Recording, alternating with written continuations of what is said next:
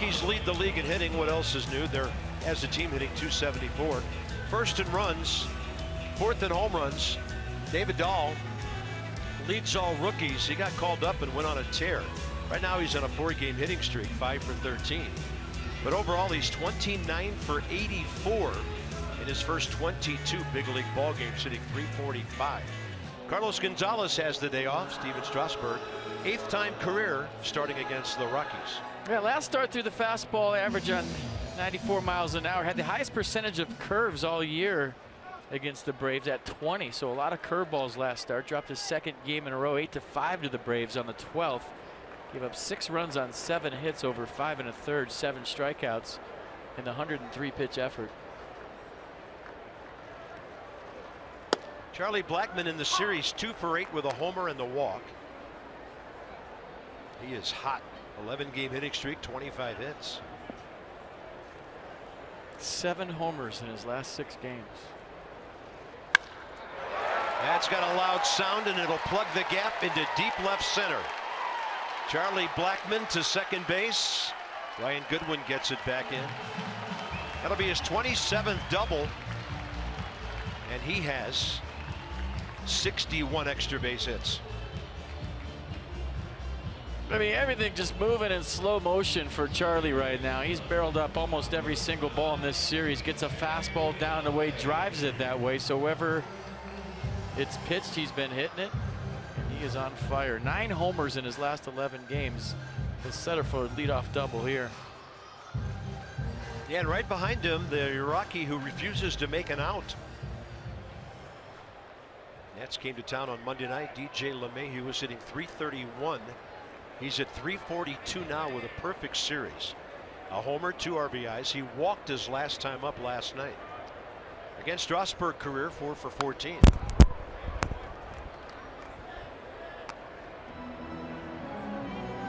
And he's had every type of hit you can imagine. Bloopers falling, homers, doubles, triples. You name it, he's done it in 2 games against the Nats. He hasn't gone back to the dugout.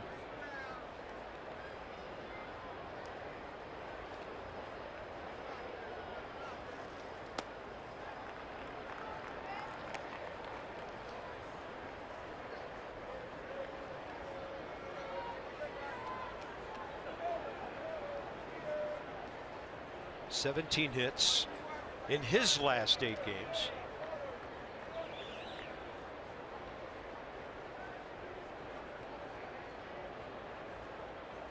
Espinosa trying to keep Blackmon close.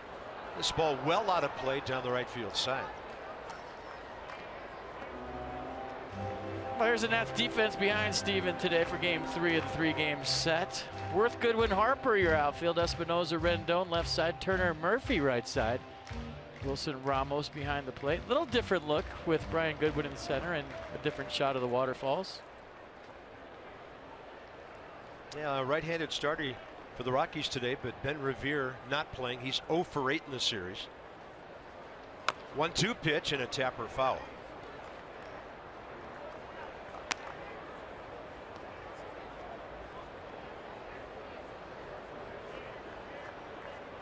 Yeah, almost a year ago today, Steven Strasburg went 7 shutout against the Rockies right here at Coors Field. Gave up just 2 hits and struck out 5. Yeah, 4 of the last 5 he's won. 4 and 3 overall career. August 19th last year.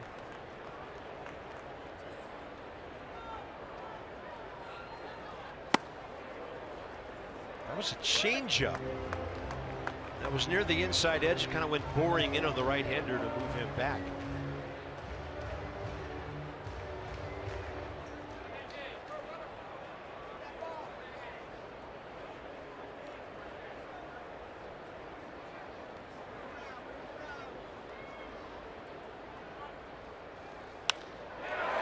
Another base hit for LeMahieu.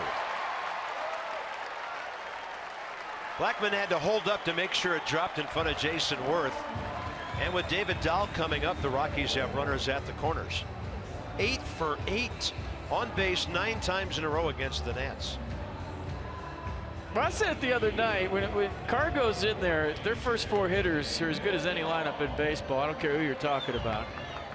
Charlie Blackmon, he's on fire. Nice read right there. He had the way Jason Worth deked him with the glove. Then LeMahieu, Cargo, Arenado. I mean, name me 4 better at the top.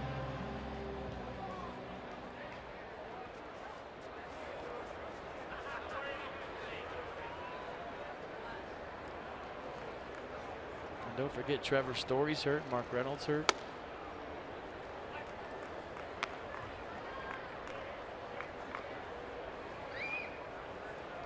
Trevor Story, that left thumb toward the UCL, had surgery.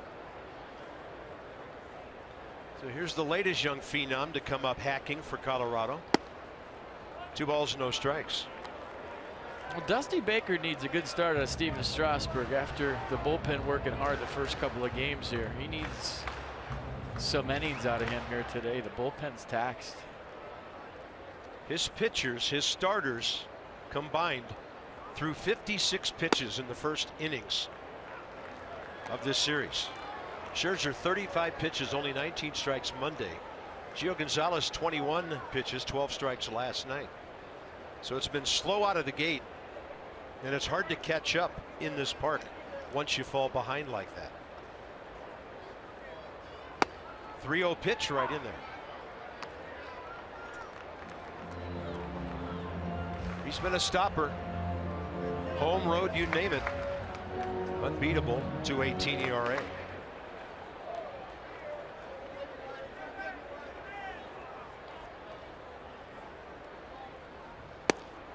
Perfect outside edge.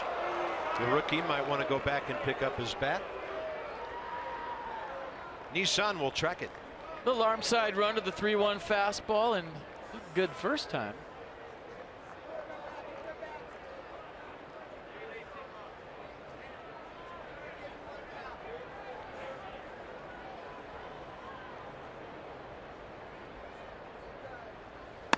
That's a walk, and the bases are loaded.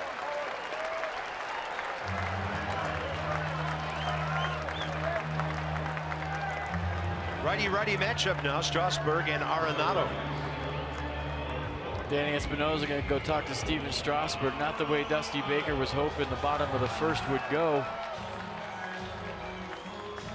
And now as a pitcher, we always talk about Steven Strasburg being a rhythm guy. Usually takes him 2 or 3 innings to get into that rhythm, but he's going to have to go to his A+ stuff right now.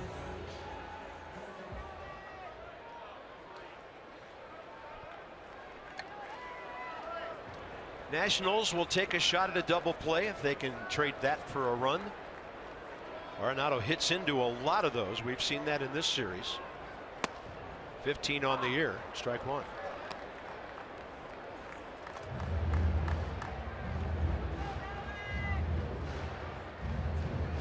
It just goes to show you how infrequent it is when anybody loads him up against Strasburg the way he's pitched this year. Arenado in the series 0 for 6 with a couple of RBIs. He's going to add to that with his first hit against the Nats. Worth a throw to second, and it's 1-0, and the line is moving for the Rockies here right out of the gate.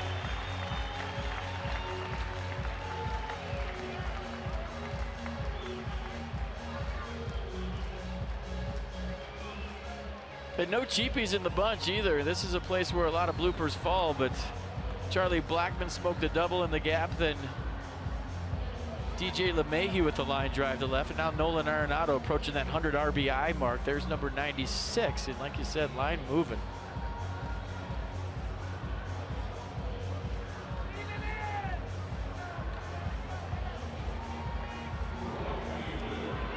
Well, it just hasn't been too often this year when Mike Maddox has had to go out and visit both Max Scherzer and Steven Strasburg early in ball games. He's done that twice in this series. So another first inning run here. Gerardo Parra, the hitter, and against Strasburg career, he's 3 for 13. Rendon even with the bag at third. Everybody at double play depth other than him. That's another hit into the gap. It'll score at least 2. Heading for third is Arenado. He's going to be waved home by Stu Cole, And he will just cruise in as Gerardo Parra clears the bases and makes it 4-0.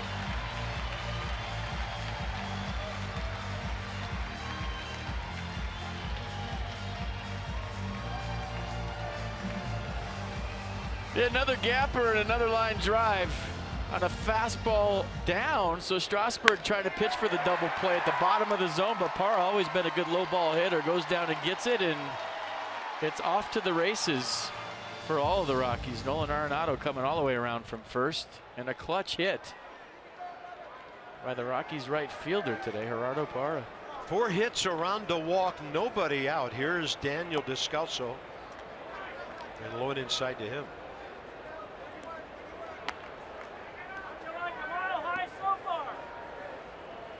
So they got 3 runs on 2 hits Monday night. Gio got through the first inning with 1 hit last night. And now a 4-run frame before anybody makes an out. Ball 2.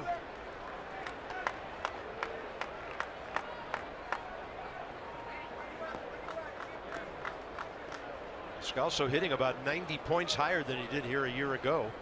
First season with Colorado, he was at 205.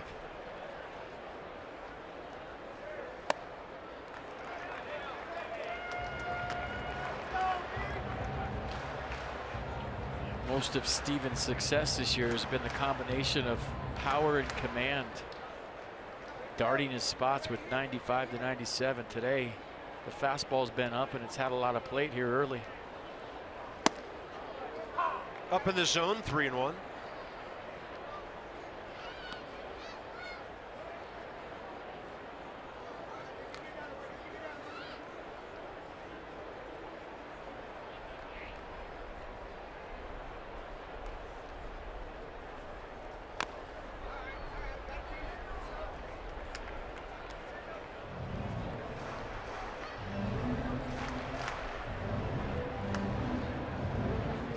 And 23rd pitch coming, 13 strikes, 9 balls so far here in the first.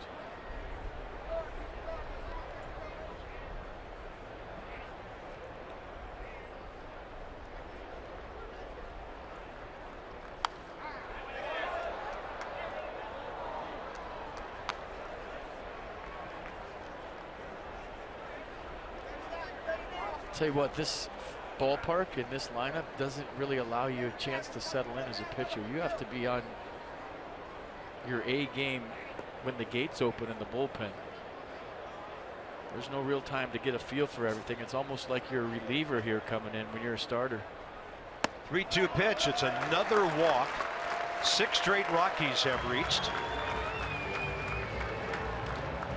Strasburg 41 walks in 144 innings before today's game, and now 2 of the first 6 batters. Ben Paulson is the first baseman. He went 1 for 4 against Max Scherzer in the bullpen on Monday night.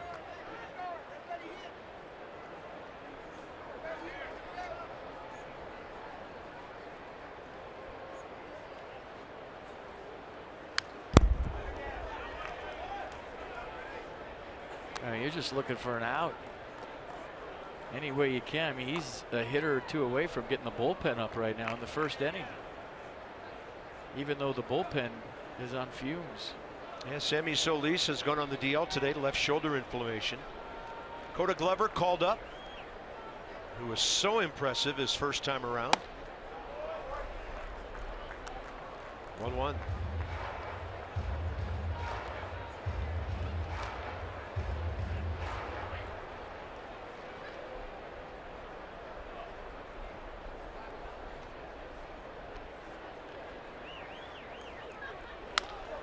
Bouncing ball, right side Murphy.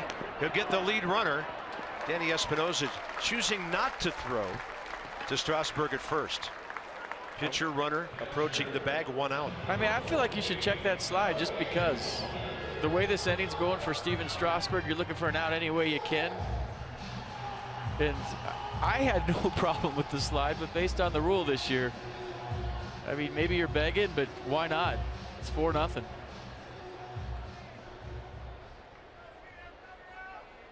I think it's fine. Contact with the bag. They're looking right now. Wilson Ramos looking in the Nats dugout. They're not going to challenge it. Yeah, Strasburg back on the pitching rubber to face Tony Wolters, the catcher.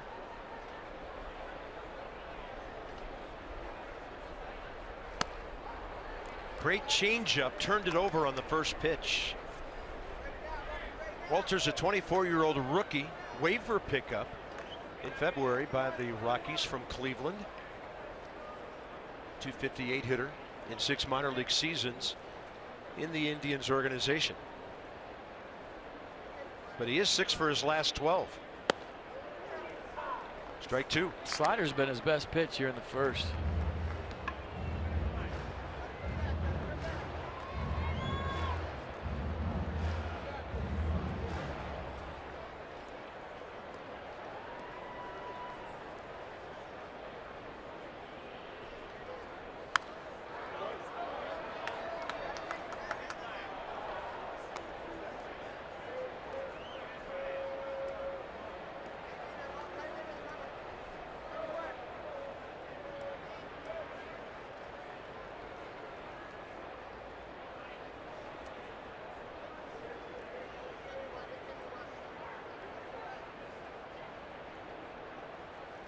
Oh, 2, and it's well outside. So important in this ballpark when you're kind of trained mentally your whole life to go, oh man, 4-run first, this is going to be a tough day. But you're playing in Coors Field. This could be one of those 12-10 games. You never know. Yeah. So your mentality as a pitcher here has to be limiting the damage. You could come out of this game with a win for all you know. You don't know what's going to happen here today. You know, Rockies bullpen has been overworked in this series as well. And that's a fair ball by Daniel Murphy into the right field corner that brings in Parra. So it's 5-0, and the throw dropped by Danny Espinosa, trying to make a quick tag at second base. Danny comes up limping, holding his left knee down to his ankle with his hand. He got spiked on the slide, I'm guessing.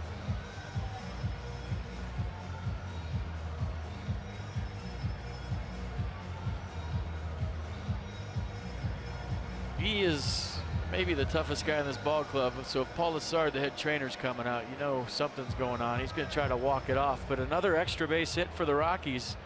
Good throw by Bryce. A little one hopper to Danny. Maybe an in-between hop. Tried to handle it. Good hustle by Tony Wolters.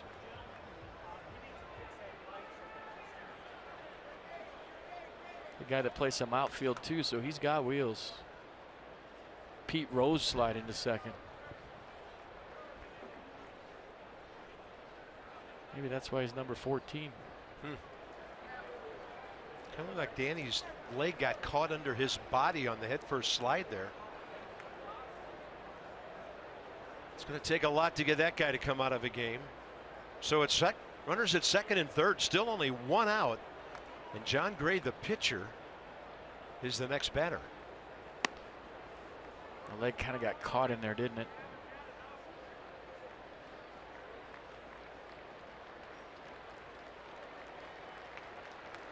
Yeah, it was no spike. My bad on that call. I think he just had some contact right there. Watch the front leg kind of get caught in the ankle with the cleat stuck in the dirt. Didn't really give. John Gray has 4 hits this year. Infield's going to come in. Espinosa walking alongside Anthony Rendon there. Gray 4 for 32 with an RBI.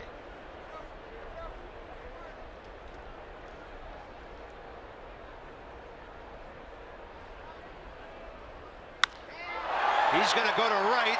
He's going to plug the gap and drive in 2 runs. The carry of that ball makes it a 1-hopper off the wall. And Colorado leads 7-0 after 9 batters.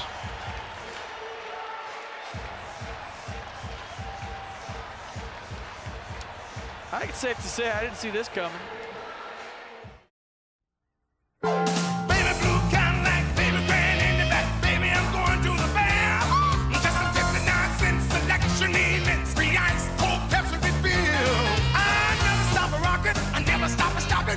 And the Taco Bell, tacos and tostadas and margaritas and more. It's 59 cents, oh yeah. Going for the bar, I gotta get me some. Take a shortcut if you know one, hun. Little bitch,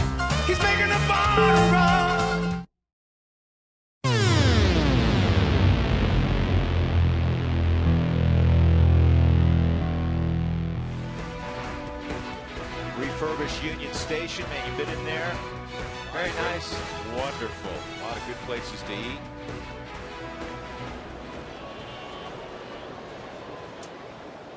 And we are set here in the bottom of the second inning. At the plate is Brandon Barnes. Rockies sent 7 to the plate in the first inning, scored 3 times. Big blow, a 2-run, 2-out double by Nolan Arenado. 72 ribbies now for Nolan. Barnes, he takes another pitch out of the zone. It's 2-0. Barnes had a 3-hit ball game in San Diego.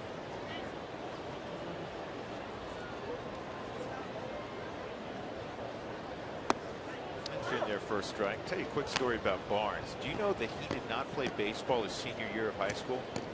Concentrating on football. He was concentrating on football, and he kind of flip-flopped, because then he was going to, for a while, he was going to go to UCLA and play football on a partial scholarship. And there was a change in the coaching staff, so he decided, all right, I'm going to go play junior college football. And that summer, after his senior year, he hadn't played baseball in basically a year. He goes with a traveling team to this tournament with some buddies. This ball's line to center field, get down. And they played 10 games in this national level tournament. And he said he hit like 8 home runs. Next thing you know, he goes, I'm going to try to play baseball again. Good decision. So what you're saying is it's good to have athletic talent like that, where you just pick something up a year later and be better than everybody else? Yeah, he said, I'd take some hacks on the weekend, work in the cage a little bit, but well, we've often said about Brandon, and I say this with the highest of compliments, he plays baseball with a football mentality, and I like those guys, and I know you like those guys. Runner going, Russin pulled the bunt back and fired at it. The pitch was fouled off, so Barnes will have to come back. Seen that numerous times from Chris. 4 for 18 on the season, 222 average. Not afraid to pull it back, especially where Adrian Beltre is playing right now. I mean, Adrian can't be more than 70 feet away from home. Yeah, I think you're being kind. I think it's even less than that. Russin can handle the bat. Now I would do it again now that the count's gotten back to an even count. It's one of Walt's favorite plays, the slug bunt. Because there's so many people moving. You have the second baseman going, the shortstop going to the back, third baseman. You just hit it on the ground. You're going to stay out of the double play. And you might have a chance to go first and third. And you have a nice combination here. You got a guy who can run at first base. He's going to do a little gardening right now, Brandon Barnes. And you have by pitcher standards, you have a guy who handles the bat pretty well at the plate. And the key with the slug bunt or whatever you want to call it is to think about hitting down on the ball, get the top half of the ball. Don't worry about hitting it hard. Just get on top of it. This time he gets the bunt down, and the throw to first will get Russin. So it's a successful sacrifice by Chris. Barnes in scoring position. 1-3 on the sac bunt. The Rockies will have a couple of opportunities to get a 4th run home. Charlie Blackmon will come up. Charlie walked and scored in the first. Second sacrifice of the season for Chris.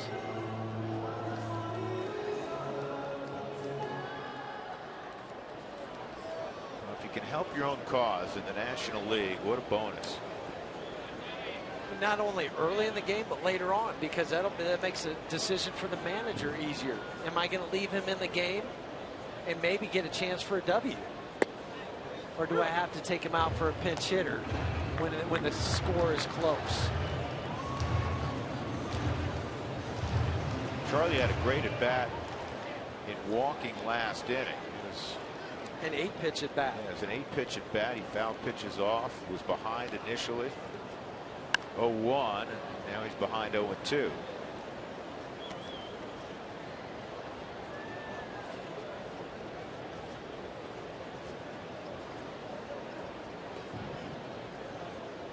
Four-year-old Nick Martinez out of Hialeah, Florida.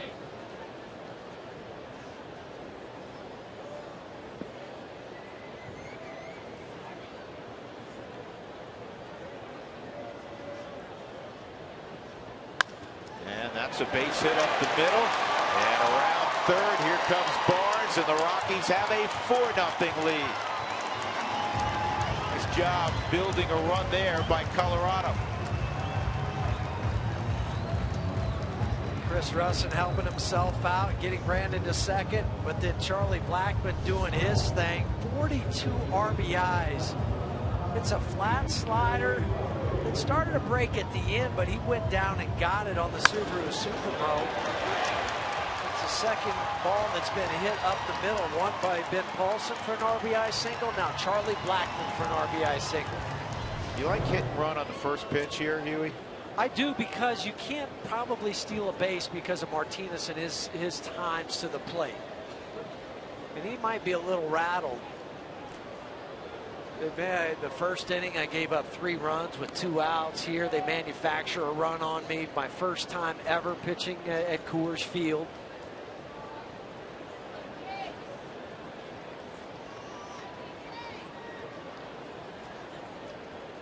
And how about just a base hit to right center? Here goes Blackmon off the third and squeezes through, goes to the wall. Charlie around third. He'll score. LeMahieu heading to third. Triple for DJ. 5-0 Colorado.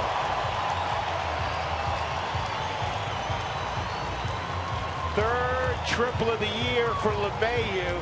Josh Hamilton, playing his first game ever at Coors Field, got tricked. Well, he didn't think that this ball was going to travel as far as it did. DJ, a glorious inside out swing. And he can create backspin on that when most guys can't. And then Josh took the T route to that, went over straight, and then had to curl back and go get the baseball. It's 55 runs now for Charlie Blackmon. That's 5th in the National League.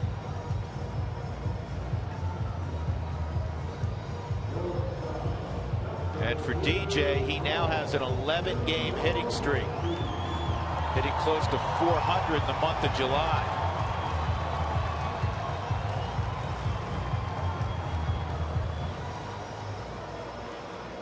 This is kind of the offense we saw in the Atlanta series. Joey, even more so, because the Rockies, if you remember, got a lot of hits the first 3 games. The 4th game, they blew it open early. They had 11 runs, but the first 3 games, a lot of hits, but didn't convert with runners in scoring position real frequently. Tulo takes a slider off the plate, but here early in this game, they got the 2-out hits in the first inning, and now they have 3 more hits, 2 more runs in the second, and with 1 out, DJ's 90 feet away from scoring the Rockies' 6th run. Tulowitzki with 50 RBIs, a chance for number 51. And you have the infield end, so it makes it much easier for Troy, who's 16 for his last 32 with runners in scoring position. Very smart at bat by a middle of the order veteran. First of all, the 2 pitchers were balls, but not over anxious. He wants a ball up that he can lift. And the easiest ball to do that is one that's away from you. Don't try to do it on something that's in and or down. Slider on a 2-0 pitch is in there, 2-1. So Troy's reached in 40 straight. To give you an idea of how prolific that is, the next best active streak in baseball is 21 straight by All-Star Brett Gardner of the Yankees. 2-1.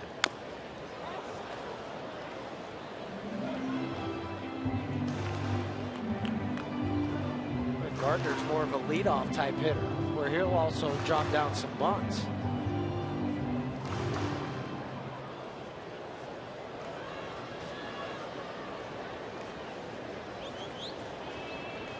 Troy 3 for 5 in the San Diego series, including a home run that came Saturday night to get the Rockies within a run in the 8th inning, 5-4. Unfortunately, they couldn't get the equalizer. 2-2 inside, 3-2. Cargo on deck.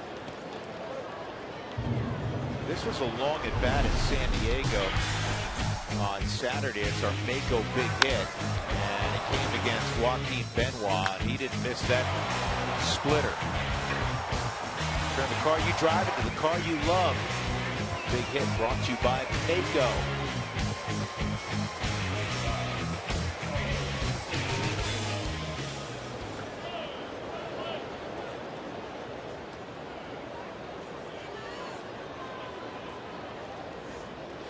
3-2 count on Tulowitzki, and now he'll back out again.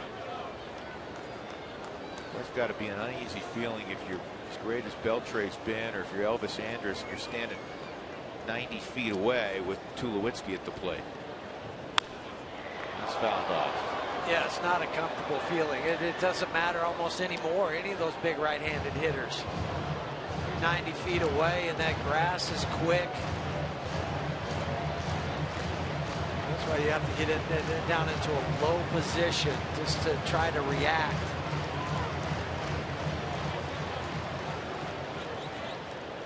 Outfielder's playing pretty deep, so anything in the air is going to score. If not, he's going to maybe drop in front of the outfielders for a base hit.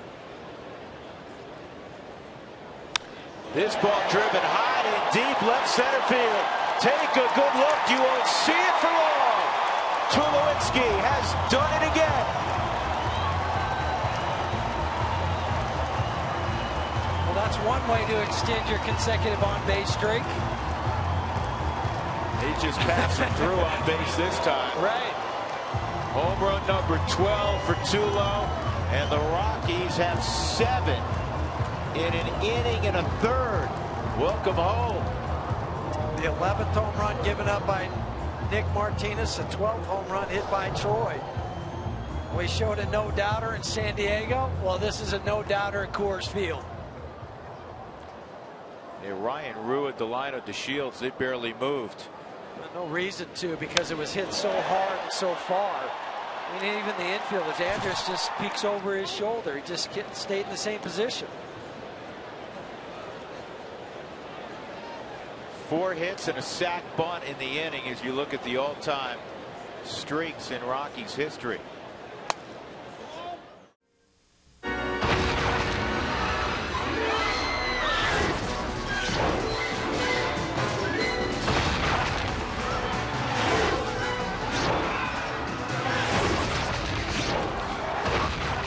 Now Godzilla fits in a Taco Bell kids meal.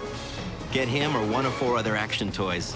Tanks, fighter jets, baby Godzillas, and helicopters. Only at Taco Bell.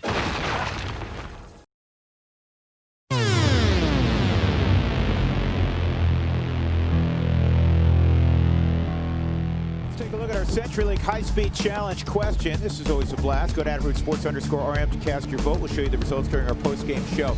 What's the most iconic Philadelphia attraction? I was there today. Jacob and I went to see the Liberty Bell. Was it Independence Hall? We were over there also. Or where you guys had your little race this morning up the steps of the Philadelphia Art Museum, the Rocky statue. There's the Philly Art Museum in the background. That was a legendary race, Drew. You know what's got to be really troubling? It's a continuing theme, Sully. Every athletic competition of late, for our buddy, he's coming in second. And oftentimes it's to you, which makes it like even worse for him. No, 10 times sweeter. For you. Yes. Yes. But today's might have gone differently. You don't know, Drew. No, I saw you racing up the stairs. I thought you were in first. Seen it yet. We haven't shown it. They haven't shown the complete race? Right. Yeah, we're teasing. It's a little broadcasting. You know, oh, really? Like tease for later. Yeah. You've learned a lot in this first year, haven't you? Or year 2. Trevor Story at the plate, 1-1 on Story. 7-8-9 for the Rockies, facing Jeremy Hellickson. I have not seen a shift like this put on Trevor Story. That's Freddie Galvis all the way. That's not even the 5.5 hole. Doesn't matter. This is ripped to left. Welcome back, Trevor. That is a fair ball into the corner, and Story's got himself a leadoff double. It's good to see you, Trevor. Got a baby. I'm sure that felt good. I'm sure it felt really good, because we all know how much he was struggling. Then he gets hurt. He gets not sent out, but he has an injury rehab, and you want to come back and you want to swing the bat like you know you can. It's like getting a do-over. Trevor gets to just put the first month and a half behind him. Make sure that bicep is nice and solid. No injury. That's right. Welcome back, Trevor. Different kind of at bat here for Tony Wolters, because he's hitting 8. you have a pitcher on deck now, albeit a good hitting pitcher in Chatwood, and a high contact pitcher on the hill in Helton. See if Tony can hook the baseball here or just drive him in himself. And Helton, not surprisingly, works away. Back to Story's struggles, guys. You know, Spilly, you know, that second year, they have a book on you. They know everything about you, and they know how to exploit it. And, you know, it's that cat and mouse thing. Some people's learning curve takes the whole entire second year. For Trevor Story to start finding traction now, only 6-7 weeks in, that's pretty special. And also, before he got hurt, we were seeing signs of him breaking out. There were base hits to right. There was a home run or two to right. Well, there was the walks. For me, it was the walks. I mean, the strikeouts are alarming. The strikeout rate, 48 strikeouts and 111 at-bats. That's a lot of strikeouts. But they all occurred in the first 90 at-bats. I talked to him yesterday about, you know, going down on the rehab assignment, and he said, you know, it just let me slow everything down. It slowed down my body. And that's something, Spilly, you were talking about. I think in the 3 games before the game he got hurt, I think he was 5 for 10 with a couple of doubles and a couple of walks. And that tells you you're slowing the game down. Because Exactly. when it goes bad, it speeds up real fast. And that's why we felt it was unfortunate for Trevor to get hurt when he did. He was just starting to get locked in at the plate. 2-1. Good eye from Wolters. 3-1. You got a 300 hitter batting 8th. You have a guy who hit 6 home runs in his first 4 major league games, batting 7th, on his way to hitting 27 in 97 games last year. One tough lineup to face. Here's the 3-1. And just because Trevor's back, it's not a given that Bud is going to play him every single day. Bud has been raving about what Amaris has been able to do, what Valleca has been able to do. The numbers that Valleca has put up in a short amount of time, they're incredible. They're great. They're well over 800 OPS. He's played flawless defense. You can look at Amaris's, same thing. But again, we always mention that when you have a team filled with good talent, it's hard to get these guys an opportunity to play every day. Spilly, to your point, for the second straight day, he has sat down, buddy, because of their depth, the number 2 RBI man in baseball in Mark Reynolds. Well, were you going to sit Parra hitting a home run last night? Nope. He took quality at bats. Ball 4. And now they're 2 men on, nobody out. Tyler Chatwood's at bat gets simplified. And this is one of the huge reasons why the man on deck has had the opportunity, Sully, to drive in 40 runs. Yeah. The Rockies pitchers are getting their bunts down. It's something that obviously during Bud's presser we all touched on. And, you know, he said it was an emphasis in spring training that we are going to execute the bunt. It's something that we take for granted a lot of times in the game of baseball, being able to actually get the bunt down. But his pitchers, the starters, have taken pride in executing it. 6 more than the next best club, the Atlanta Braves.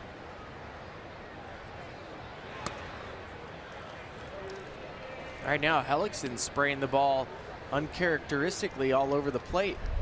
Typically, this is a high command pitcher. Fastball command is imperative for him to set up his changeup, and right now the fastball is just not there for him.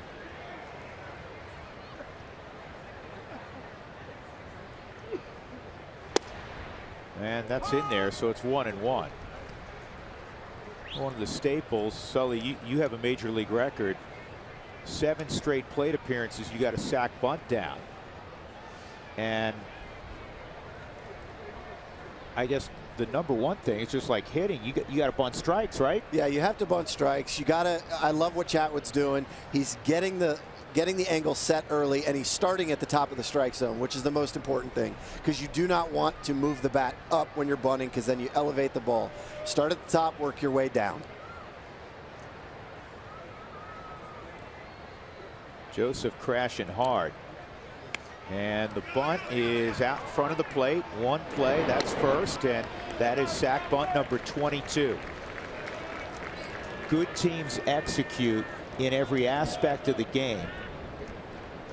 That's why you're playing less against the opponent, more against the standard you have set. And the standard the Rockies have set is very, very high. Charlie Blackmon's about to come up with runners at second and third with 40 RBIs for a reason.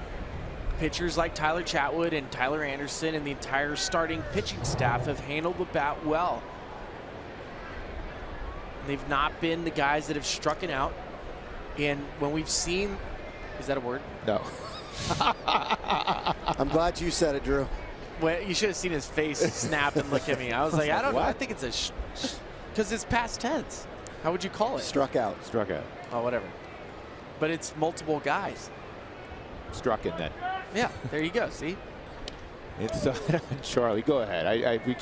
We just like to give you a hard time. The whole point is when you're having the pitching staff give quality at bats, and to your point, what you said the other night with John Weil, looking at these numbers, handling the bat and giving a quality at bat increases the likelihood that your team's going to win. 1-0 on Blackmon. Leading baseball with 40 ribbies. 2 bombs last night for Charlie. And how about maybe 2 more? Here comes Tony Wolters, and he will score easily. Charlie Blackmon, a ribby machine. 2-0 Colorado. 42 driven in now for the Rockies leadoff man. It's extraordinary. It's team baseball at its best. Double, a walk, bunt him over, get him in. First and second, nobody out. Every time, bunt him over. It increases the chances that you're going to score. And when you have Charlie Blackmon at the top of your lineup, you have a 3-hole hitter leading off. You have to take advantage of that. Put him in situations where he has guys on base where he can drive them in. That's his job. Now LeMahieu at the plate.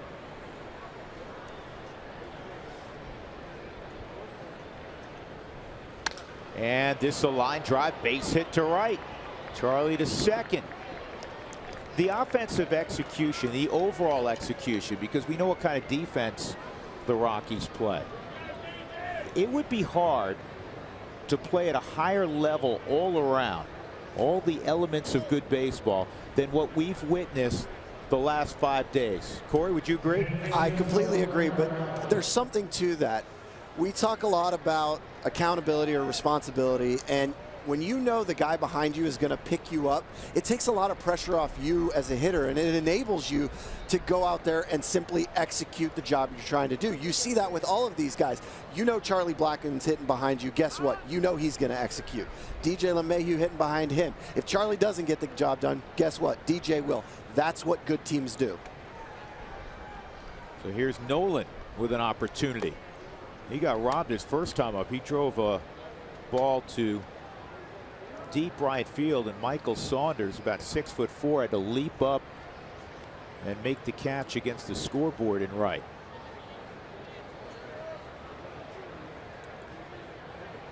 I think when you're having stretches of baseball like the Rockies are playing right now, you have to celebrate it. There's going to be a stretch this season where the Rockies are not going to play this high quality of baseball as they're playing right now.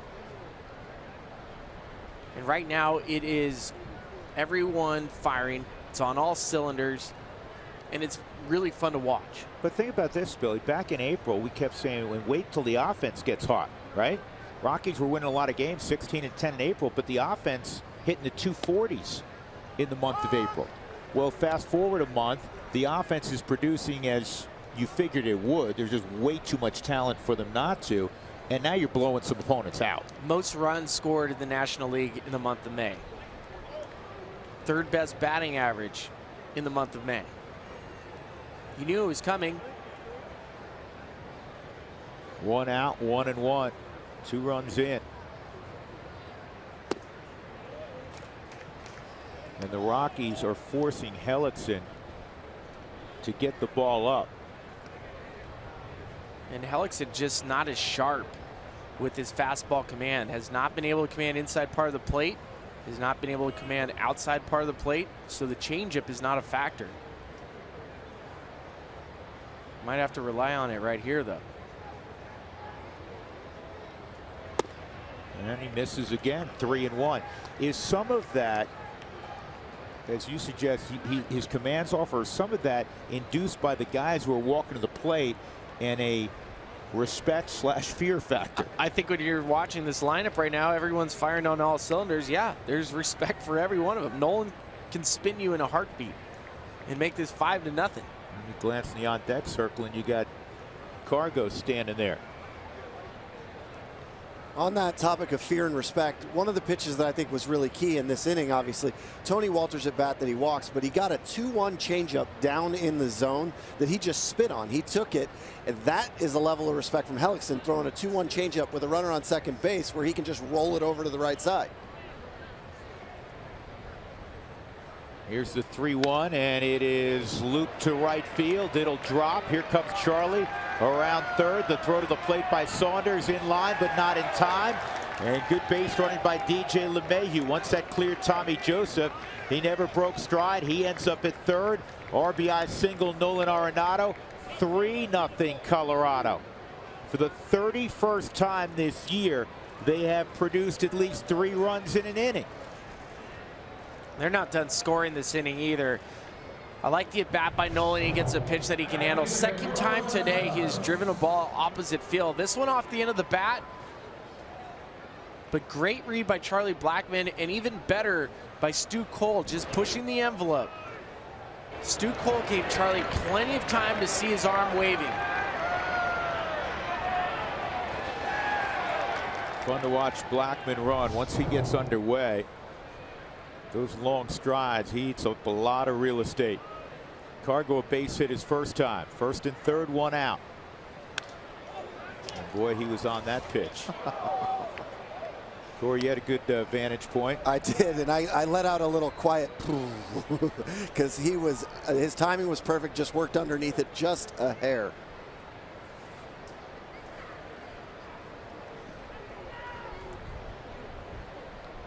LeMahieu at third, Nolan's at first.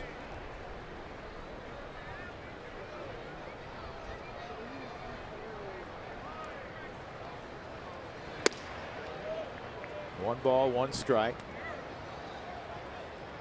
So the 31 innings this year for the Rockies, scoring at least 3 runs, is second in all of baseball. Put up a crooked number, it can be very demoralizing to the opponent, especially a team like Philadelphia, who's down in the dumps anyhow. 2-1. Talk about spitting on pitches. I think we might see fireworks right here.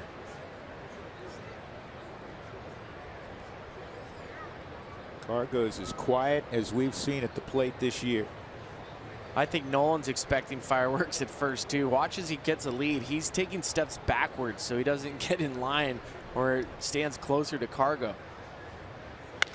There's fireworks, high and deep right field. Take a good look. You won't see it for long. Corey Sullivan called it. And the Rockies now lead 6-0. His swing is poetry in motion. Sully, you are all over it, man. You can just tell when Cargo, we said it yesterday, we talked about him being locked in or being in the matrix. He just is seeing the ball, and when he does, you can see the confidence in his setup and everything else. The foul ball straight back, just missed that one, and he just absolutely mashed that one. You watch it, watch his eyes lock in to stay through. I used to think I liked Ken Griffey Jr.'s swing more, and I got to be honest, I think Cargo, it's just the sound of it too. It's so loud.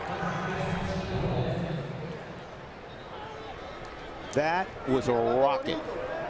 Batting practice today, Carlos Gonzalez was hitting balls into the second and touching the third deck here at Citizens Bank. This is down the line. Fair ball for Ian Desmond into the corner, and it's going to wrap around. This could be triple territory.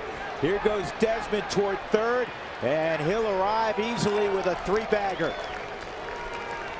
The Rockies have the pedal to the metal, and they're not easing up. That's the cycle in the inning. This lineup and the length of it, athlete after athlete, bat after a bat, all quality at bats.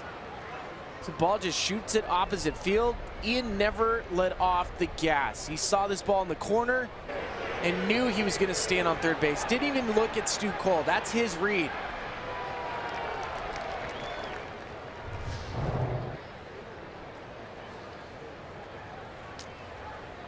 I think Philly fans are already heading towards the exit. Well, Philadelphia has spawned a lot of great prize fighters through the years. The late Joe Frazier, maybe the most prominent, followed of course by Rocky Balboa.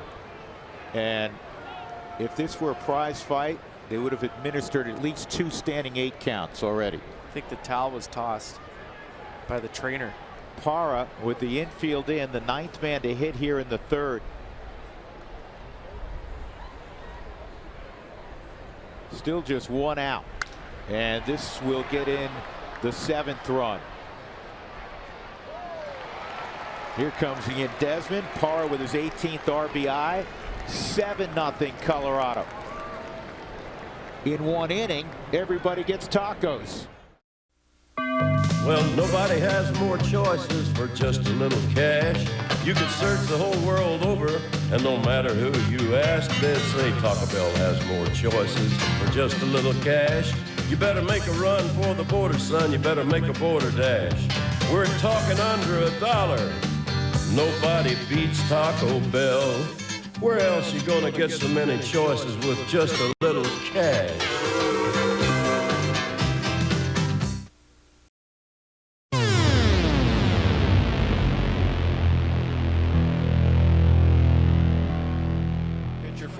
Kansas City in the Pine Tar ball game, and the hint we gave a couple of hits. He gave up Reggie's 500th. He also has something to do, a little something to do with this ball game. His name, Bud Black. Bud had an outstanding big league career. You win 100+ games. You've done well. Look at the ERA, George. Different era, huh? 121. Yep. 121 wins with an ERA in the American League, for the most part, a 384. 1-1 on EY. And back up the middle, and the Rockies want to crank up the engine on the offense again. That is the 9th hit against Clayton Richard, who's not accustomed to this kind of treatment. Not at all. He's used to dominating in ball games or keeping you in ball games. But EY getting it started again. We mentioned earlier that the leadoff man has hit only 198 against him this year, and EY's 2 for 3 right now.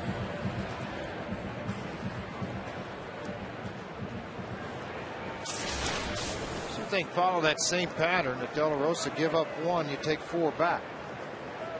It's a pretty good way to go, isn't it? Yeah. How about Johnny Herrera so far in this game? A sac bunt, line single to right. That's one thing about Clayton Richard, though. One of the better moves in all the game when it comes as left-hander on the mound.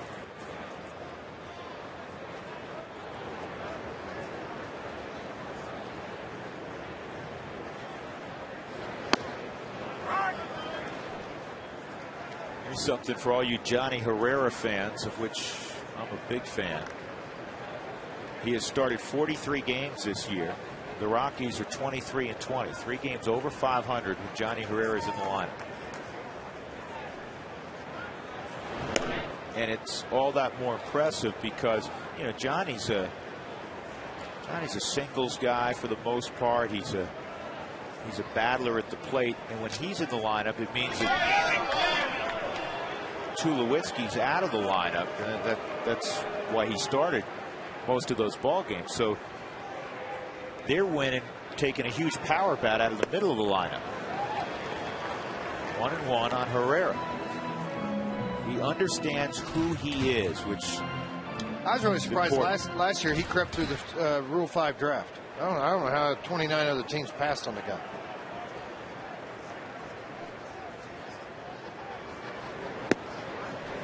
There's probably a lot of pro scouting directors and GMs that are going to, where was this guy? Where were you guys watching? Glad they did. Cargo on deck, 1-2, nobody out. And this is far off to right field. It's going to go into the corner. A base hit. Eric Young goes first to third. And here comes Gonzalez again. Nobody out in the Rockies' fourth. Yeah, how much fun is it for Cargo? He goes, all right, look, can we just start the inning first and third, and I'll come on up and hit, because that's about what's happened here at home on this homestand for Gonzalez. Good inside-out swing, going to push the ball to the right side. And now all of a sudden you look up, you got first and third again. You're trying to just minimize damage. And it's not easy to do it all. Ludwig's able to get to the ball and get it back in a hurry.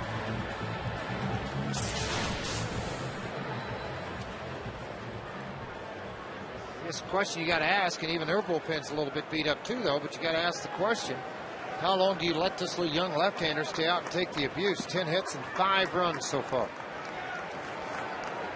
First and third, nobody out. He got a slider. Rockies have tomorrow off. The Padres do not. They open up a 4-game series in St. Louis tomorrow night. Edward Mujica. And this is going to drop and drive in another run for Gonzalez. And Herrera is going to go first to third. 6-2 Colorado. 2-ribby afternoon for Cargo. He sacrificed 2 bats in the process. He's okay with that.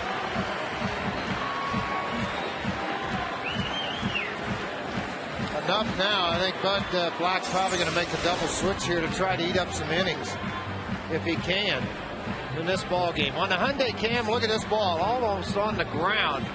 And he goes out to get it with that long swing and strength and dumps it out over the head of Tejada at short. That'll bring EY to the plate, and it'll move Johnny Herrera over to third base, and they're going to go to that bullpen. Hitting coaches love to talk about how long a bat stays in the zone. As you see Chris Denorfia coming into the ball game. Carlos Gonzalez's bat stays in the zone a long time. That's why you see him sometimes get those end of bat hits. And of course, he's so strong. He's got great bat speed. So bat may break, but he's still going to be able to find an empty place in the outfield frequently. 6-2 Rockies. Here's Tulowitzki. Tulowitzki just hit a 3-run home run off him. 2 for 2, 4 RBIs. And he is 7 for 12 lifetime against Richard. Chris Denorfia is in the game in left field. Scott Hairston comes out. And Edward Mujica is the new pitcher. I was even a little bit surprised Bud Black sent the young left-hander back out in the bottom of the 4th inning. I thought he might go to his bullpen at that time. He had Mujica warming up in their bullpen. Tulowitzki yet to get a hit in his career against Mujica. He's 0 for 7.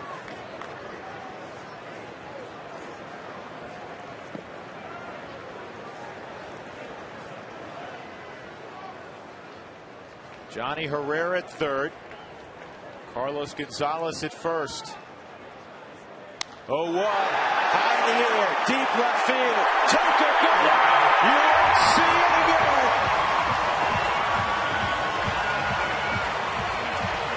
Another 3-run jack for Tulo. That's 7 RBIs.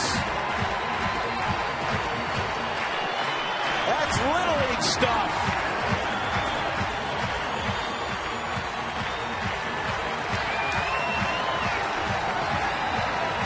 September, Troy Tulowitzki.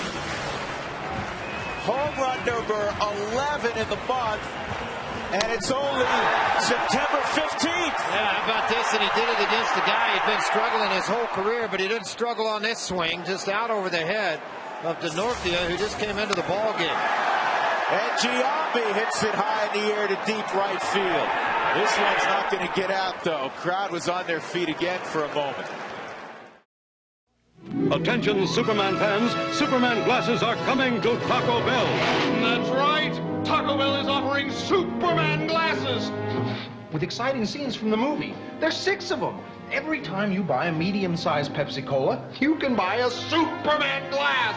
But supplies are limited, so hurry down to your Taco Bell and start your own collection of Superman glasses. Superman glasses, now only at Taco Bell.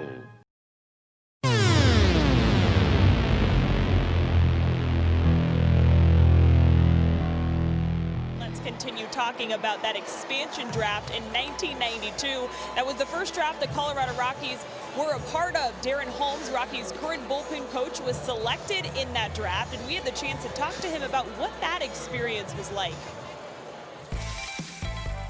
I was out fishing with my dad, and I told him, hey, you know, you want to go home and watch the draft? Third pick for the Colorado Rockies was me. And, you know, I looked at my dad like, did they say my name? Like, I thought I heard my name. He says, oh, you heard your name. I'm going to Colorado. So, and then we sold out, I think, all the way till the end of August '97, every single game. So we're playing in front of 45 to 70,000 people every night for 5 years. It was unbelievable. He mentioned the numbers, and Spilly had touched on it earlier, 4.4 million fans in that first season. And today, you guys, June 20th, back in 1993, the Rockies surpassed 2 million fans, and that was just through 26 games that season. So pretty incredible when you think about how many fans showed up to watch the Rockies that season. It really is remarkable. I mean, you take 80 dates. 80 times 50,000 would be 4 million. They drew 4.4 million, and as Darren fondly remembers, and everybody who was involved back then, every night you had a football stadium crowd. Rocking. Yeah. Stands rocking, shaking the stadium.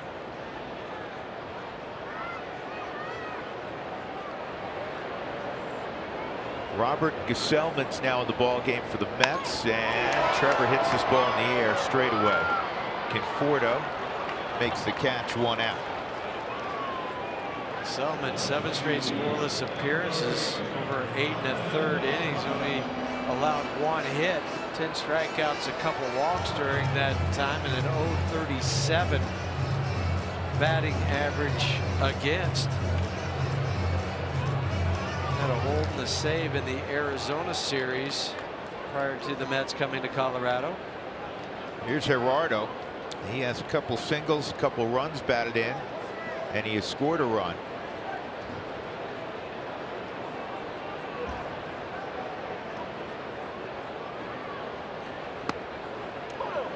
Selman touches the zone there. It's 0-1.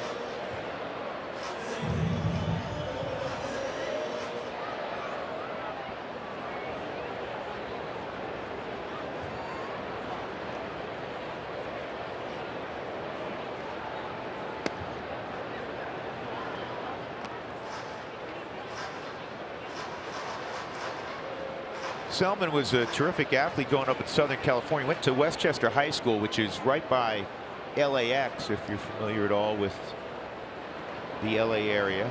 And he was a very good basketball player on a team that reached number 3 in the nation.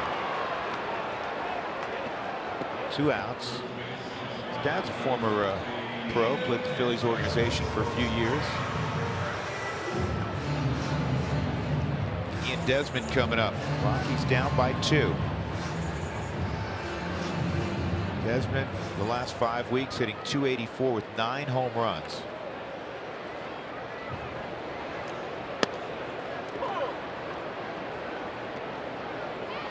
Even if he falls behind in the count, 0-1, 1-2, still has that look of confidence.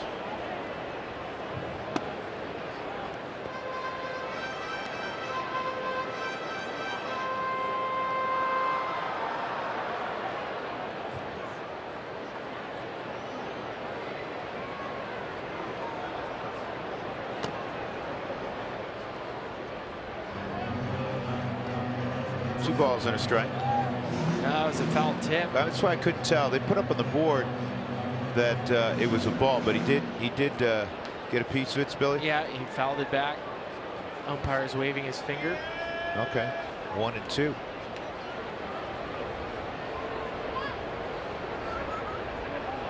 He set up away, and the fastball's off the plate at 95. 2 and 2.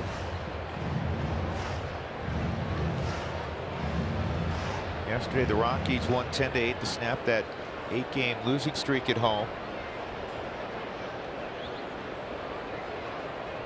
Game 3 of a 7-game homestand. Also tied a season high in hits yesterday with 16. not going to go out on a limb here by what I'm about to say, but 8 is not the winning number. You just know that. No, it's not.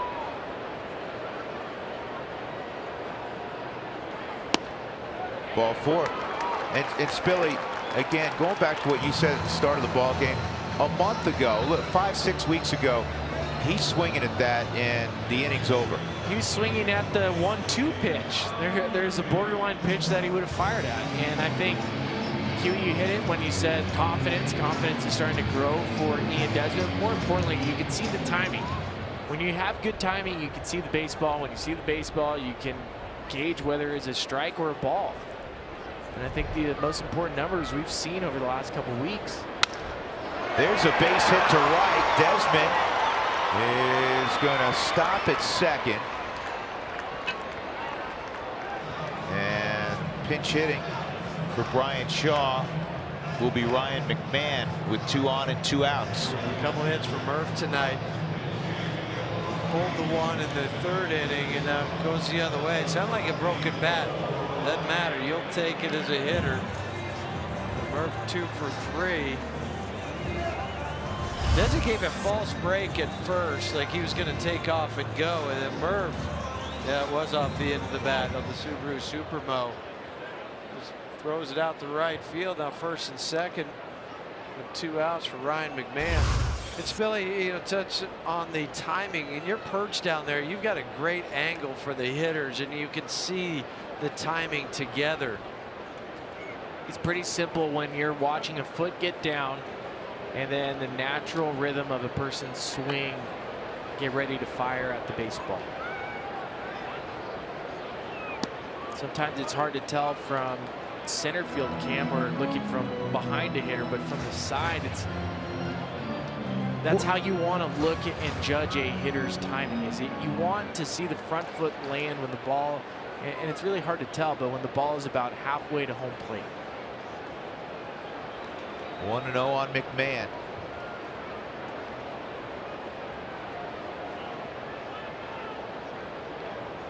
This ball crushed deep right center field, way back, gone. 3-run pinch hit home run, Ryan McMahon, and the Rockies go back in front.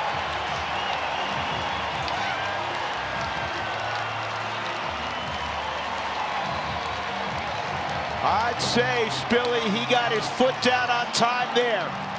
This is so great for Ryan McMahon. It's been a bit of a grind. You can see he's fired up. That means a lot to him. He's been working his tail off, trying to get the timing down.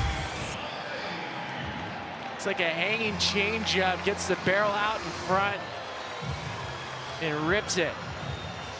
You know what I noticed on that swing there, Spilly? His hand positioning, they dropped it, it looks like, or he did. Maybe he was working with Jeff Salazar, Dwayne Espy, but that looked like his hands weren't so far up by his ear. He does tend to get a little long with his hands because they are wrapped behind him. It's a good observation, Huey. 9-8 Rockies. Second pinch hit home run for the club this year. First for Ryan, second career home run. This is popped up shallow right. This is going to be Nimmo coming on and handling it, and that will be the final out of the 5th inning. Ryan McMahon off the bench. Rockies down 2, not for long. 9-8 Colorado.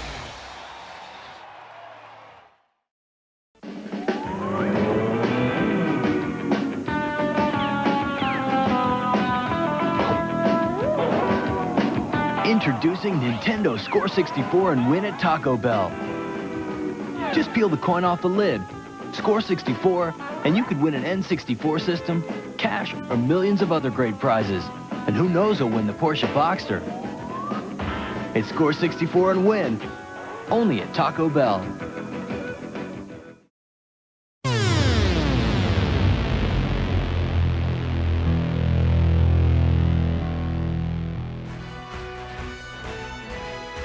Rockies leading Arizona 5-1. Drew Goodman, Ryan Spielborg's Mark Stout at Coors Field. Game 3 of this 4-game set between Colorado and Arizona. Diamondbacks have won the first 2. The Rockies trying to snap a 3-game losing streak.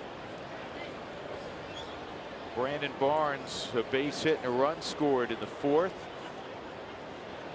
No batting gloves. Worked out well for him last time. Watch him scoring here. He was going on that base hit by Tony Wolters. He stopped for a second. Head first slide, called out initially. As we're back live, and he throws out a base hit.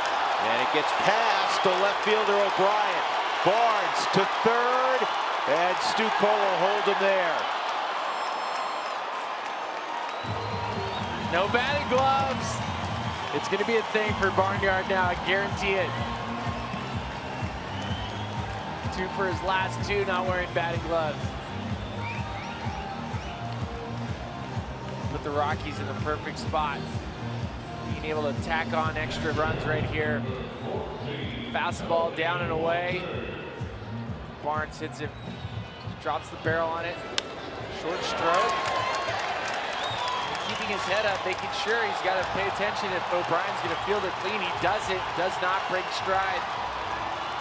Stu's not going to take a chance to get him thrown out at home with nobody out. Single and a 2-base error on O'Brien. Wolters with the infield drawn in. Inside, high, ball 1. Tony 2 ribbies with that base hit in the 4th after the review. Barnes was ruled safe, so Tony's 2 for 2.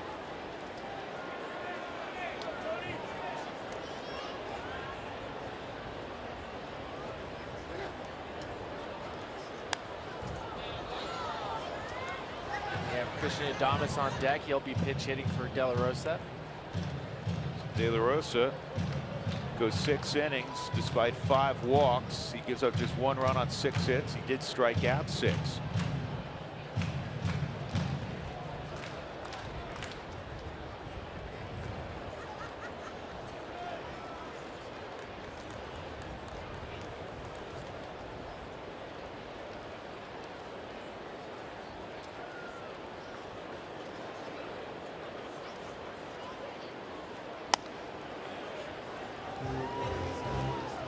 One on Wolters.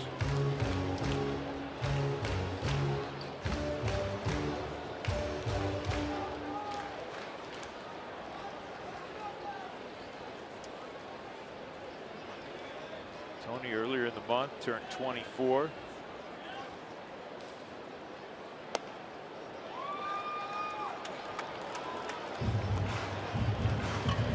Wolters over 500 at bats in his career at the AA level prior to this year. He does not have 1 AB at the AAA level. I think the Rockies understood with Wolters that there was going to be growing pains. Obviously, hitting is so important at the major league level, but as a catcher, and such a good receiving catcher. This ball's hit a ton right center field. Did he do it? He did. Home run number 1 for Tony Wolters. Wow. Single, double, triple. Single, double, homer. Sorry, Tony. Unbelievable. Gets that pitch 3-1 up in the zone. Back legged him. Way back. Oh, they're going to give him the cold treatment. That's what you deserve. Yeah. Don't touch him. Don't touch him. Nobody home. Sorry, bro. Not again. Now Brandon Barnes gets it. That's my triple, brother.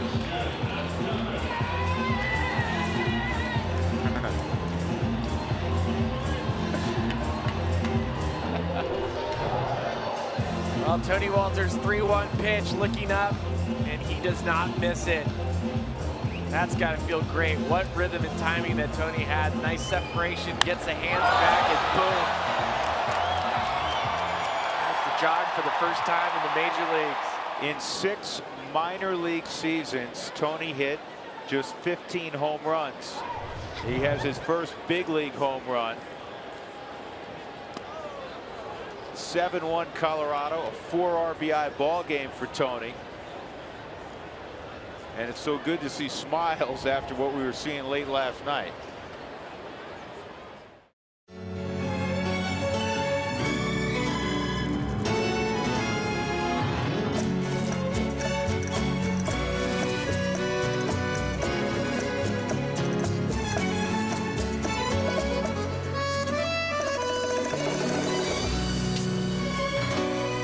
Yo quiero Taco Bell. Right now, get a crunchy, cheesy Mexican pizza for just 99 cents when you buy a large drink. Taco Bell. Want some?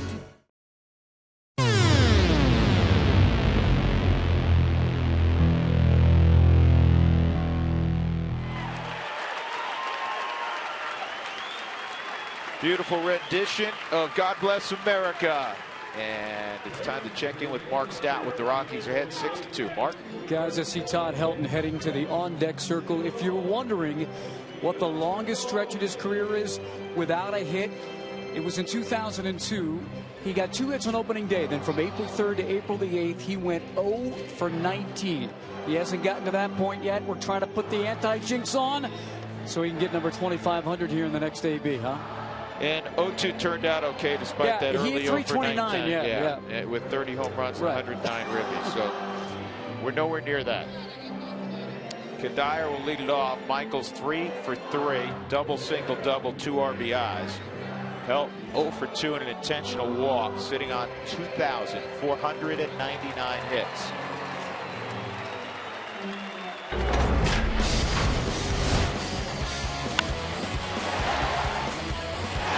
Cuddyer drove in the first run of the ball game with that double down the left field line as Dickerson would come around.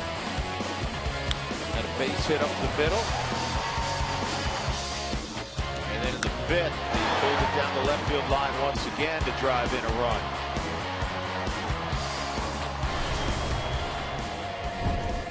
Michael chasing a batting title with less than a month to go, hitting .326 after the 3 knocks today.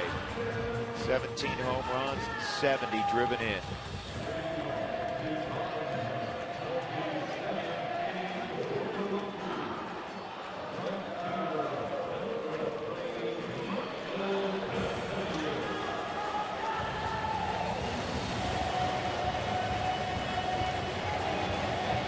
Curtis Parch on the hill. Young kid, probably not a lot of history with Cuddyer or Helton, who's in the on-deck circle.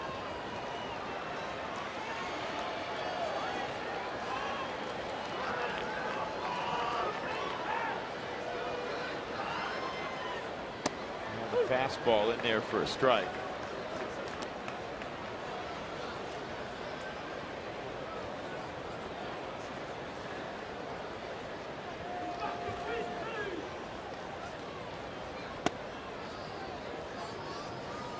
Go, Michael! 1-1.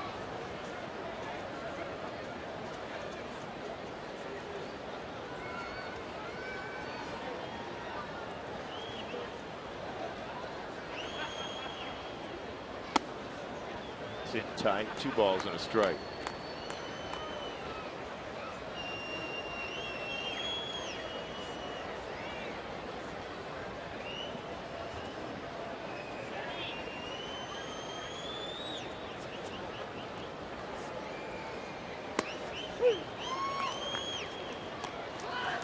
Slider at 83 miles an hour. This is the one pitch Parch had to learn in spring training. It was throwing a lot of fastballs, getting hit hard, then all of a sudden the slider appeared. Things got a lot better for him.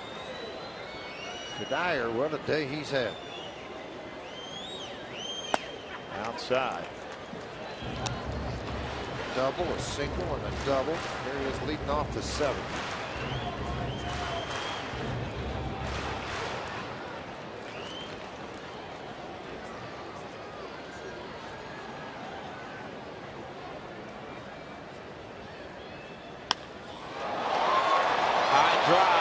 Center field and deep and gone. Michael Cuddyer with his 18th. Make it 7-2 Colorado. A 4-for-4 day for the Cuddy Man.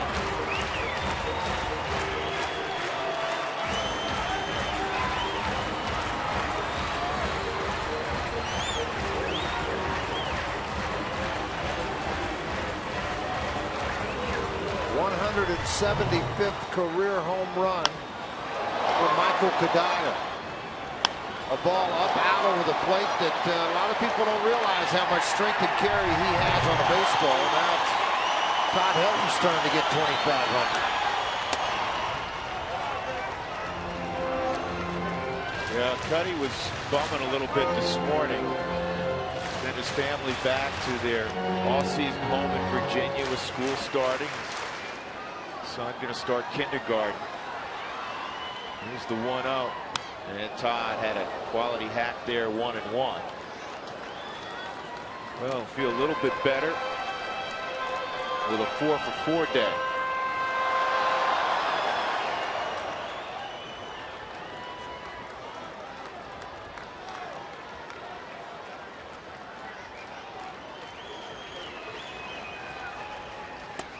Two and one.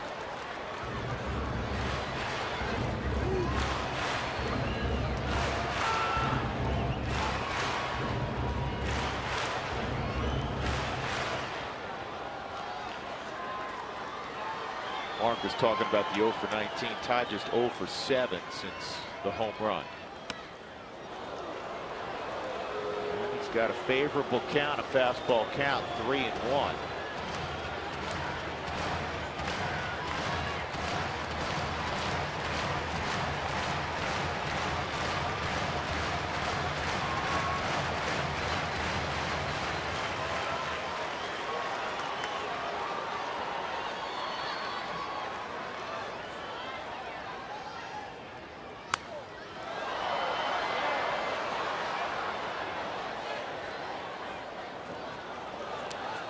Worked under a few pitches that are away that he normally drives with authority to left. We've seen that today. At least 3 times.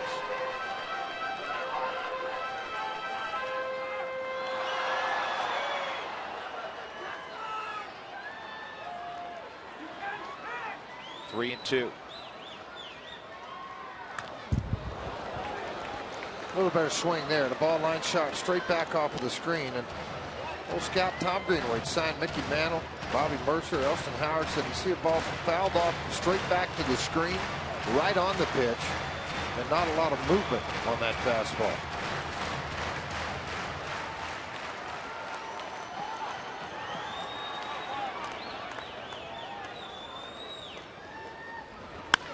Line drive, left field, fair ball. There it is. Helton digging for second. Safe. Wouldn't you know it? Number 2,500 is a double.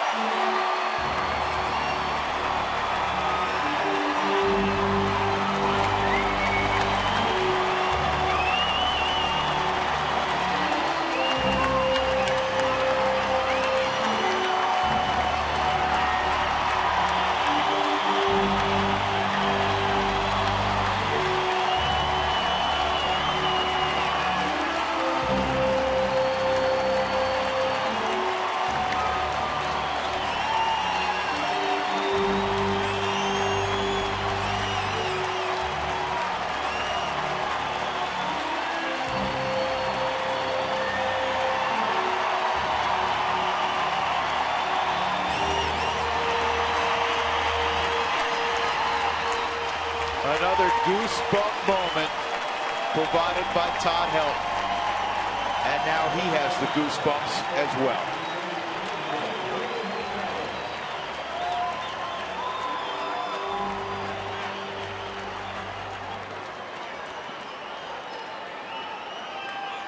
Only 96 players in the great history of this game have produced 2,500 hits. Look, I'm hungry. Again? I am a moose. Meanwhile, Forrest and Natasha plan the demise of our hungry heroes. Hey, boys, try amazing McBoris burger. Burgers are boring. Are not. Are do. Are not. Are do. Fortunately, keen debate skills and good taste prevail. Come on, Bullwinkle, we're going to Taco Bell.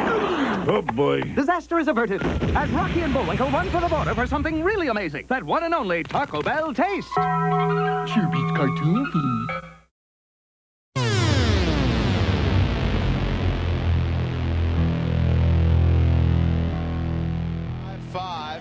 We go to the bottom of the 8th inning. I love it.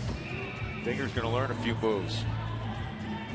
Willeen Rosario is going to lead it off. Contreras is going to continue on despite giving up 3 runs out of the bullpen last inning. Barnes and Culberson to follow. He's having a blast. This guy's still mad. I think he's about to get even more unhappy. Ball 1 on Willeen.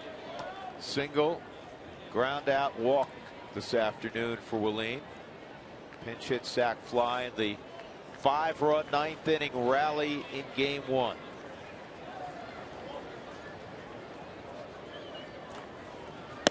Really quickly, our man Sam Polis filling in for Dougie up here has done some fast research. The additional names of guys that have had jerseys retired by more than one team. Henry Aaron, we mentioned. Sparky Anderson, Cincinnati and Detroit. Rod Carew, the Angels and the Twins. So there's more than just a couple. Oh, yeah. Raleigh Fingers, Milwaukee and Oakland. Carlton Fisk, we mentioned him. Both Sox, White Sox, Red Sox. Reggie, we mentioned him. Your old teammate George with the Yankees, of course, in Oakland as well. Greg Maddux, the Cubs and the Braves, the recent Hall of Fame inductee. Frank Robinson, we mentioned, Cincinnati and Baltimore. Jackie Robinson, originally by Brooklyn and then by all of Major League Baseball. Nolan Ryan 3 times. Got the barrel to it, but underneath it, high fly ball to Ludwig. And as Cowboy helped us out with Casey Stengel as manager of the Yankees and the Mets. So where were you getting your research that you had 2? Oh, I had a friend who wrote us and had some great research and had some additional stuff, but then realized that the article that they had read was not completely accurate.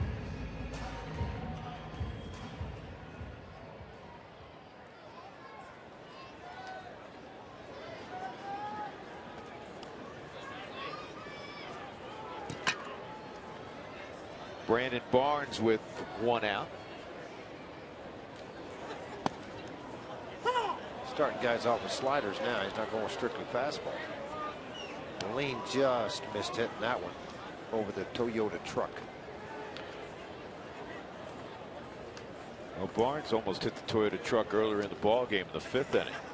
Long home run for Barnes, and that's in the air to shallow right. It's going to drop. So Barnes, the go-ahead run with speed on at first for Charlie Culberson, who swung it well tonight. So what you can do with it, you know, it's a fastball. It's elevated off the end of the bat again, out of the strike zone with pitch number 2 from Contreras, and ends up dumping out in front of Bruce in right field. All right, you're going to have to start dancing here in a minute, buddy. It's bottom of the 8th inning. Troy's on his way getting loose out there.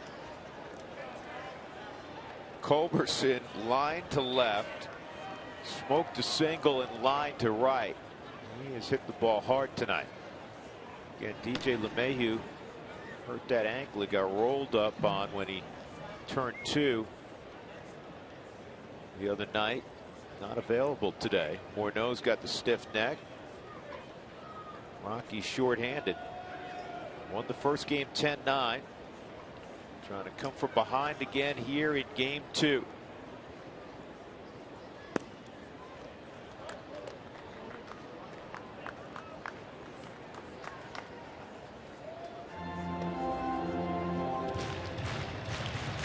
Today is reminiscent, George, when you look at that Cincinnati dugout, you look at Brian Price. We've seen so many visiting managers when the Rockies have got it going and no lead feels safe.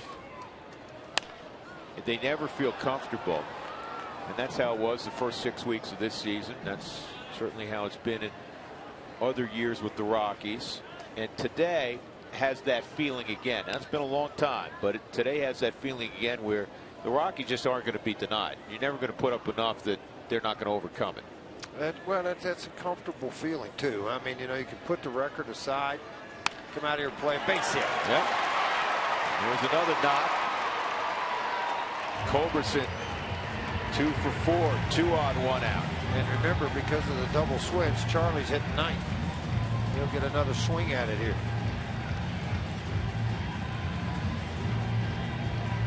Who's the little fella behind him? This guy here is just this one here is not happy, but this guy, I love it. He's having some fun now.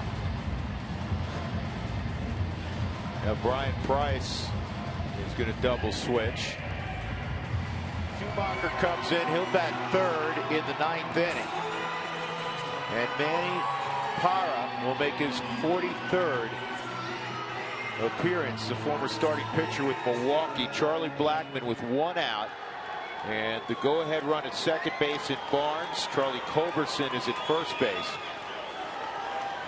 Will be the second at bat for Blackmon. He pinch hit last inning, stayed in the ball game in center field.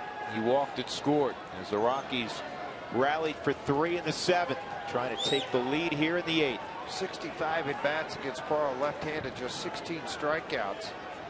Left-handers are hitting .246 against him.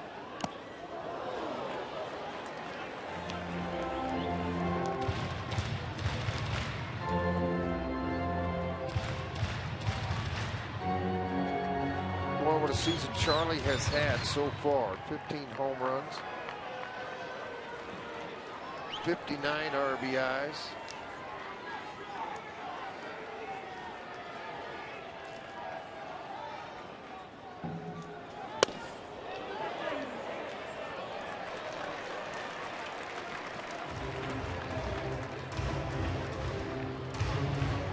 This year with runners in scoring position, Charlie's hit .307 with 2 home runs and 44 RBIs.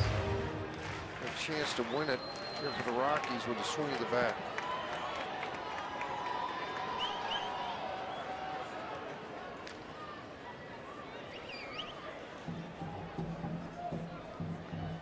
Here's the 1-1. Hammered, just foul. Boy, he got the barrel out on that slider. Pena's like, man, I'm glad that was fouled. You guys are wearing me out over these line drives. Tried to bend that slider to the outside part of the plate. Looking at it from down the line, fouled by about 6 feet.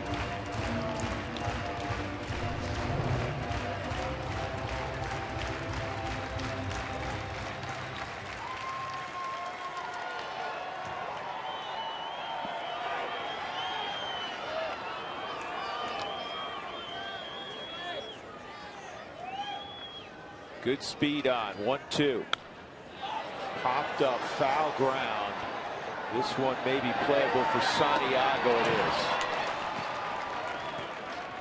is. 2 outs. And it'll bring up Rutledge.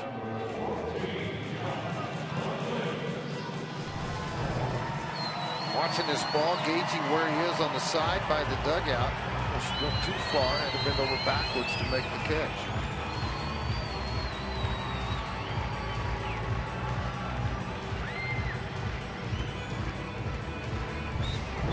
Right-handers, much like the left-handers, are hitting .256 against Parra with a couple of home runs. Rutledge 2 hits in the game. Looking for a key 3rd one.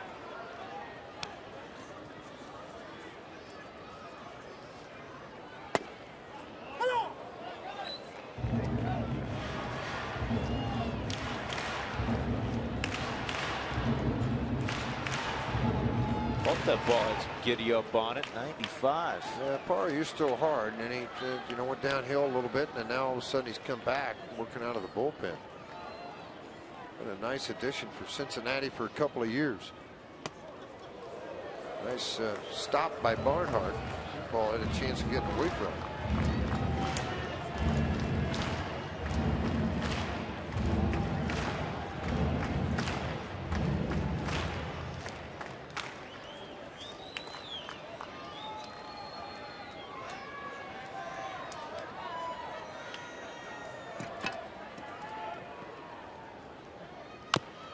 Big chopper. This is going to be a tough play. No play. So they're loaded up for Corey Dickerson.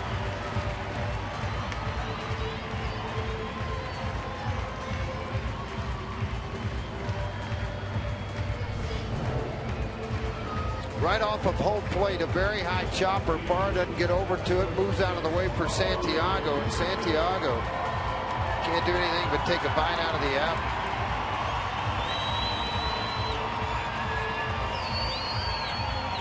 Be aware of the fact that Barr out of the bullpen's thrown 2 wild pitches, so your lead has to be good. The Rockies with speed at third with Barnes.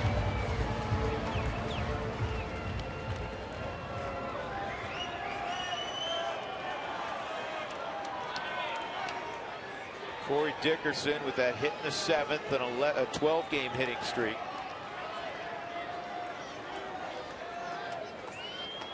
Trying to put the Rockies ahead in the bottom of the 8th.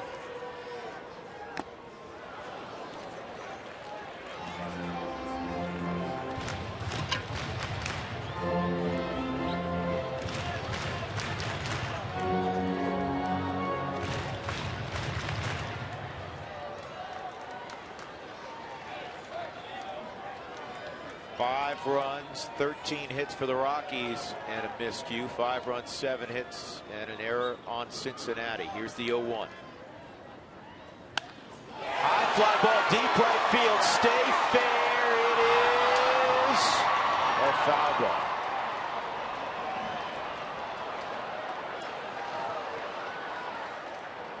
Young kid. This young man, Corey Dickerson, has a flair for the dramatic. It didn't foul by much. Thought it was going to hang long enough. It was plenty deep enough. Yeah, look at him. He's going foul, foul, foul. Then we got our guy jumping up and down.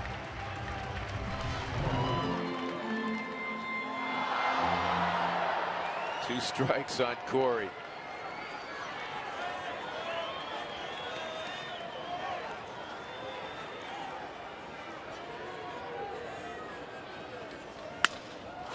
The middle, base hit. 1 run scored. Here comes Culberson. 2 runs, safe at second. Rockies lead at 7-5. Corey Dickerson, the rally guy, lives. 3 RBI night for Corey Dickerson. Another big hit against a tough lefty.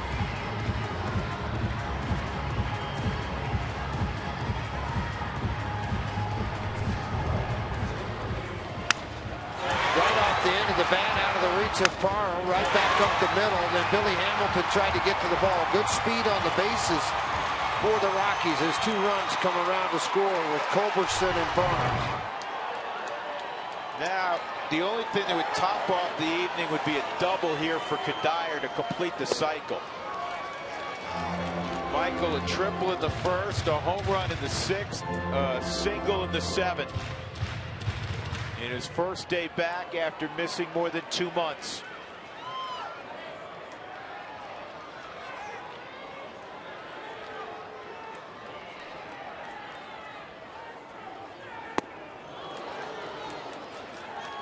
Boy, that would be something, huh? Miss 2 months, come back, hit the cycle first day. This league's easy. Tulsa, he was 2 for 11. Grand Junction, he owned the league.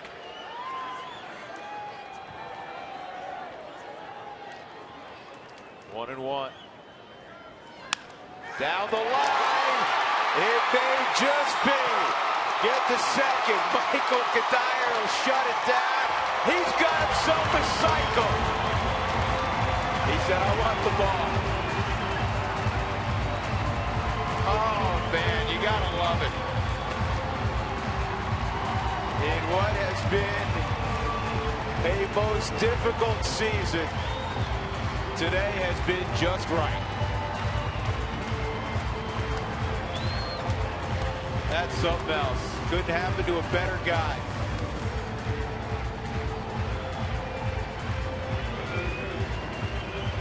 Manny Parra able to retire Charlie Blackmon since then. Base hit, double-double. Now he's got Nolan Arenado with a run still sitting out at second base.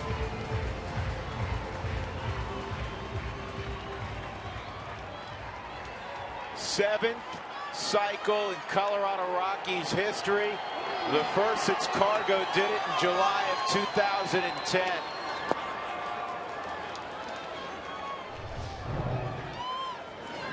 Got a ball inside, shot the ball right by Santiago at third base.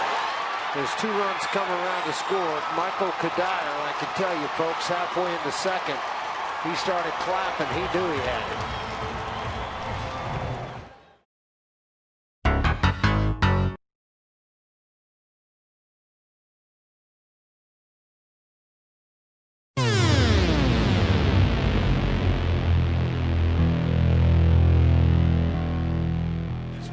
For Cincinnati, according to Brian Price, even with a 4-run advantage. Deference to the Rockies at Coors Field and their penchant for putting together big innings. Aroldis Chapman will go out and throw the 9th. Well, I think a lot of that has to do with, Drew, if you look at his numbers, 26 out of 28, he has blown a save. Imagine that. 38 in the third, 74 strikeouts.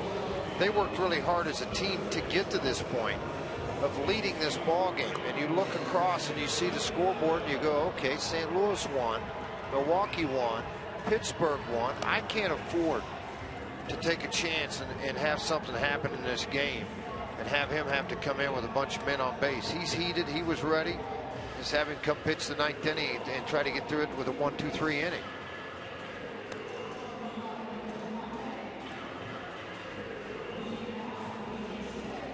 Well, the other day we saw him at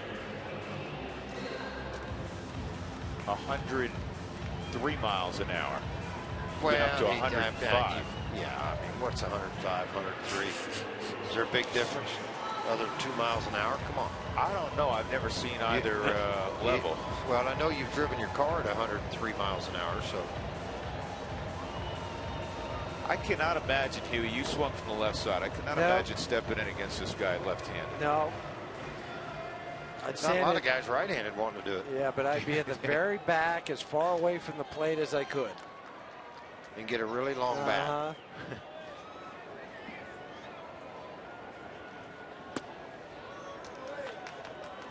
Billy Hamilton, he is the fastest guy on the team. 2-0, that's in there. 2-1 on Nolan. Same rush. And maybe you get a little sloppy, right? You throw a 3-1 slider with a 4-run lead? That doesn't make any sense to me. That was odd.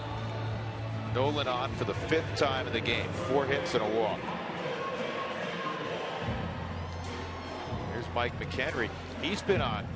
Between the 5 and 6 hole, Arenado and McHenry, they've been on 9 times because McHenry 3 walks and then a base hit in the 7th. Just thinking that's a 1,000 on base percentage. Just doing a little quick math there. I just noticed a little bit here in watching. See him throw this pitch.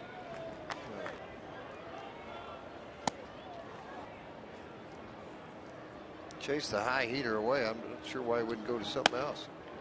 Great.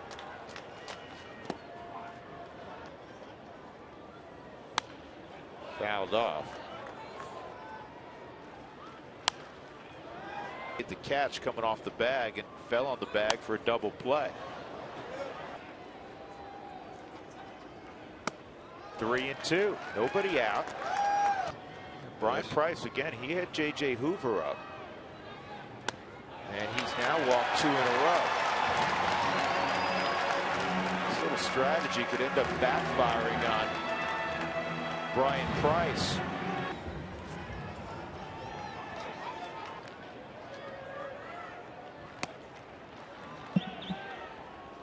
And that's low on Rutledge. It's 2-0. Got to take a strike. 2-1. Have the game pushed back into the evening further, but now the bases are loaded. First things first, forget the second game. The Rockies now are going to get the tying run to the plate in Charlie Culberson. Nobody out. A ball hasn't been put in play. And Brian Price confounded.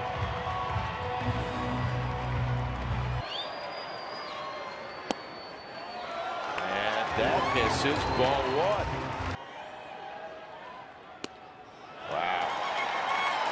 I've never seen him like this, Jeff. No. Ever. The Cincinnati Reds never seen him like this.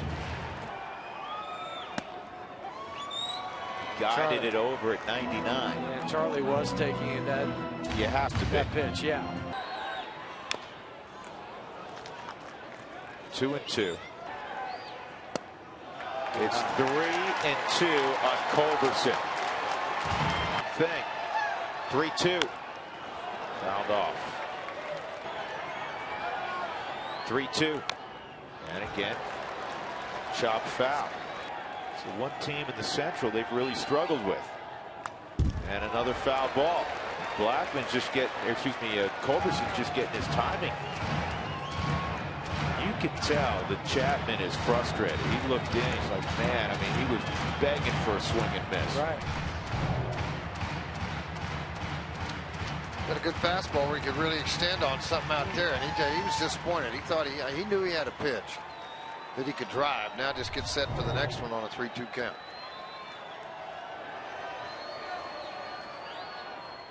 Way inside, ball 4. That'll force in a run.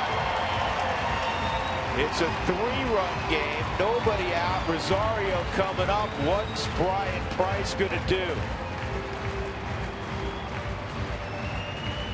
One of the most feared closers in the game, the hardest thrower in the game, has walked the first 4 here in the 9th. It's now a 9-6 game, and J.J. Hoover's got to come in. And Willeen Rosario will pinch hit. You have Blackmon on deck. And now the possibility, as far-fetched as it may have been about 15 minutes ago, is far more realistic. Oh, there's no question about it now. I mean, you got Willeen coming up. You're only down 3. You got the bases loaded, and there's nobody out. Take a shot at it. J.J. Hoover has not given up a hit in his last 3 appearances out on the mound. He pitched against Colorado the other night. He was 1 inning, 1 strikeout. You see the pinch hitting this season for Willeen. He has 1 hit and 5 trips. Rosario has walked in his only appearance against J.J. Hoover. And Hoover, George, has given up 9 home runs in 52+ innings. That's a pretty high total. He misses ball 1. That's been the theme of the inning.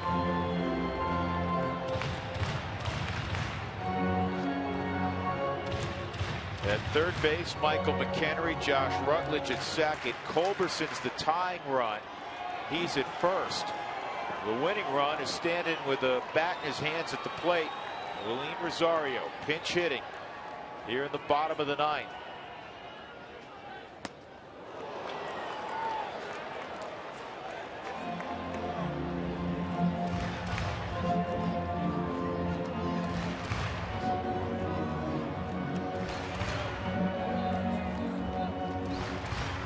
Chapman, evidently, we found this, did walk 4 in a game one other time. That was May 15, 2011. Just 3 years ago. 1-1 on Willeen. Definitely taking a home run hack. As he should. I mean, you're sitting there looking at it. He's a guy that can put it into the seats in a hurry, and you get your fastball, you can do it on. Why not go for it on the Mike Shaw Subaru Supermo? He gets a fastball here just swung under the baseball. Hopefully now Willeen go to a 2-strike approach. Again, nobody out, bases loaded.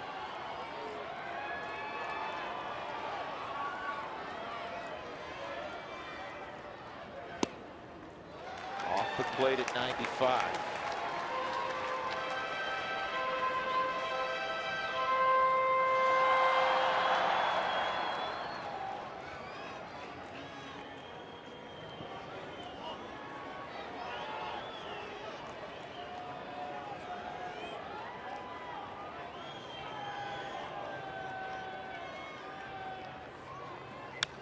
Good swing.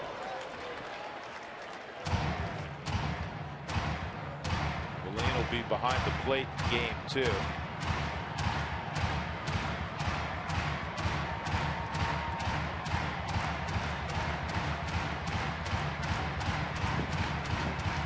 a happy Rocky fan trying to get a couple of runs across.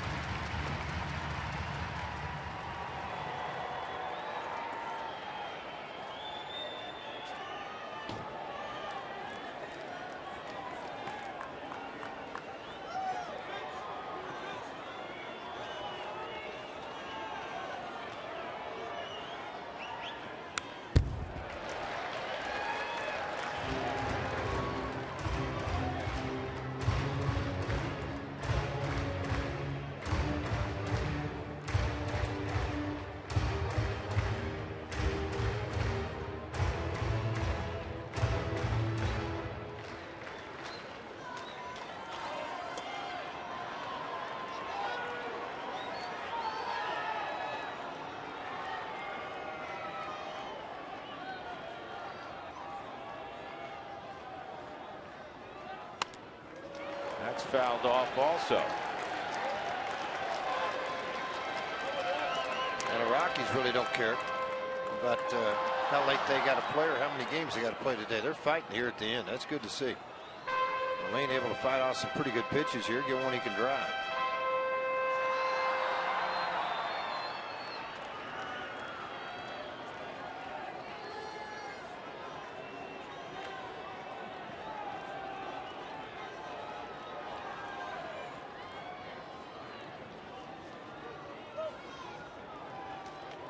Talk about inheriting a mess. How about J.J. Hoover, George? You've been in these deals before.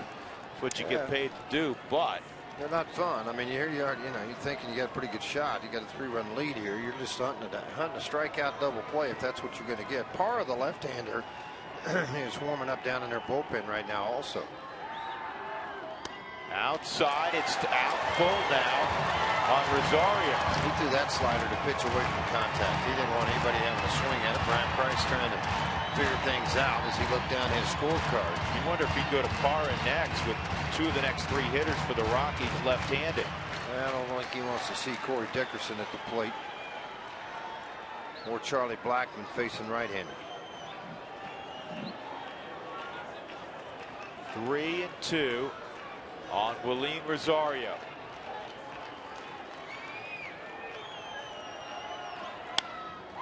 In the air to left field. At third, tagging is McHenry, and here he comes. The throw is going to go to third. It's a 2-run game on the sac fly by Rosario. Blackmon getting ready to hit. He's just standing there almost assuming that Brian Price is going to bring in a left-hander.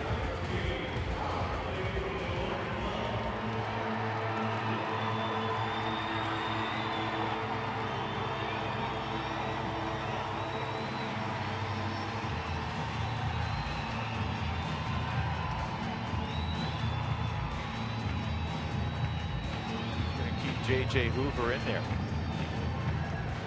Rockies have hit that magic number of 7, but that's not the number they want. Tacos for everybody tomorrow, but Rockies want to get to 10.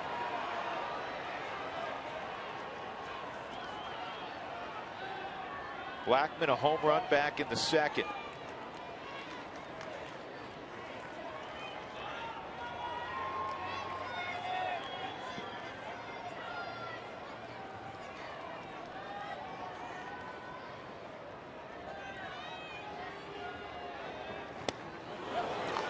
Pretty good sinker there. Big movement on it. Well, back in the second inning, Charlie Blackmon hit this ball out of the ballpark. I think it was all because of Todd Helton was sitting here doing the color commentary. His 15th of the year, 59 RBIs now for Charlie. Charlie on the season, 285 average. You don't have to think home run here. You need to think hit the ball hard somewhere in the gap. This one's lined right to right. You got to get back. And Rutledge just did get back. He took off for third. It was off the bat. I think he thought it was a tweener. Now they're 2 outs. And Drew Stubbs, the former Red, will come up.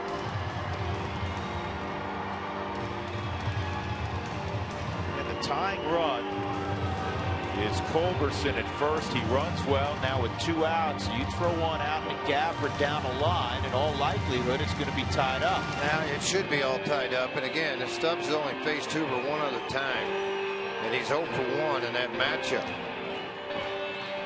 Not a lot of history between these two teams with the pitchers in the bullpen. And these Rockies hitters, because they play in the Central Division, you don't see them very often. Yeah, you got to be ready to fire. I think Stubbs going to see one fastball. It's going to be a hittable pitch in this at bat, and it could be this one with strike one. I don't think they'll give him anything after that in the zone. Slider, he missed with it.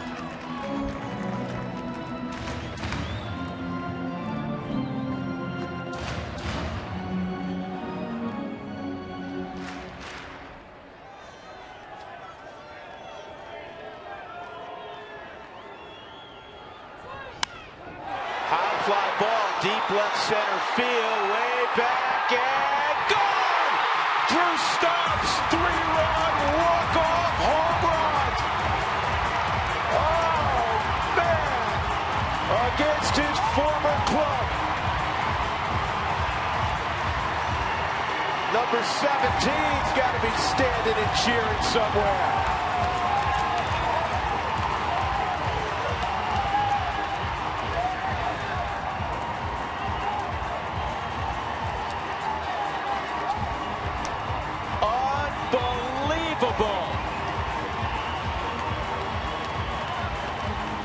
Rockies down 9-5 in the ninth. Aroldis Chapman on the hill. That's normally game, set, match. I tell you now, it doesn't matter what your record is. That's nice to have happen. When you see this and you're able to come back against one of the best and crush, that is nice to see Stubbs pull that off. Soft, crunchy, soft. Why are the two biggest, baddest centers on the planet arguing over tacos when they can have this? The new double-decker taco from Taco Bell. That's big. What do you think? Wait till they try this. Introducing the nacho cheese double-decker taco. All the double-decker taste you love, now smothered in nacho cheese sauce. Just 99 cents. Only at Taco Bell. You guys are millionaires. Buy your own. Buy your own.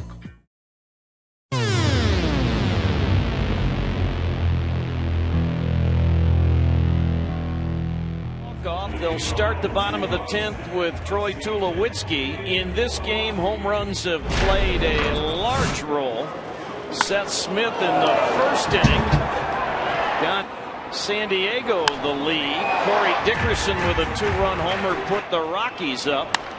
Tulo added to the advantage, but then Rene Rivera homered off Nicasio, and then the most surprising one, the 2-run homer in the ninth off a change of pace or a slider by Everett Cabrera sent this to the bottom of the 10th, and Dale Thayer on for San Diego. Thayer, not much work early in the game. They had the rain out on Wednesday, of course, but last night 17 pitches. Yes, 7 of the 12 runs that were scored by both teams today came via the home run. Rockies have had 4 last at-bat wins this year, but just 1 on the Coors Field turf. That was the Culberson walk-off against the Mets. 1-1 now on Tulo as a homer. He's also scored a run on a field, reaching on a fielder's choice, and scored on a Gonzalez homer. Thayer, one of those guys who throws what we describe as a heavy ball. He's given up a couple of homers, but you got to get one. Yeah, but when he throws a heavy one but leaves it up, that's the one you hit, like that pitch. I mean, Troy was on this one, and I mean, when you foul it straight back on the same trajectory as the ball's coming in, those tell you that you caught the bottom half of the ball and missed it by about an 1/8 of an inch. From going a long way in the other direction.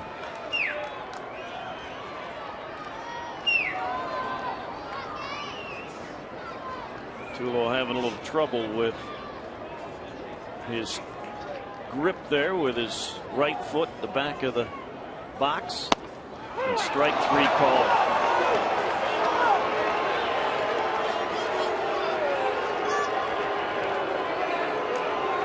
Wow.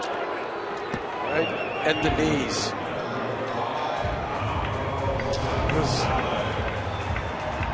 Bottom of the knees on the forward strike zone. Came across, and remember, it's where it crosses the plate. And each forward strike zone is changed to the particular hitter in their strike zone. Cargo now, RBI single last time up. The time it gave the Rockies a 6-4 lead. He's also been hit by a pitch today, 1 for 3 officially. Cargo's hit a few walk-off homers in his career. Well, as deep as Will Venable is in right field, he's almost in the Rockies bullpen. 2 balls and no strikes.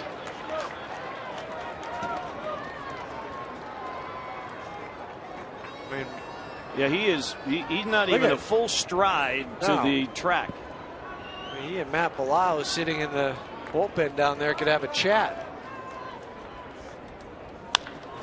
To the right side and through.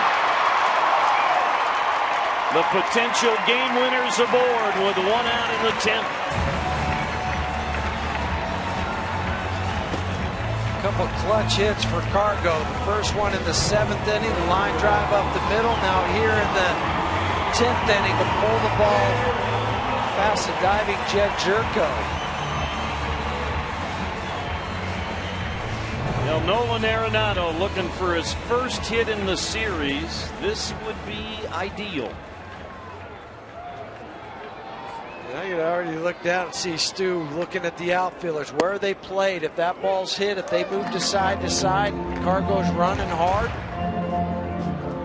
Seth not the best arm in left field, center field. Maven's okay.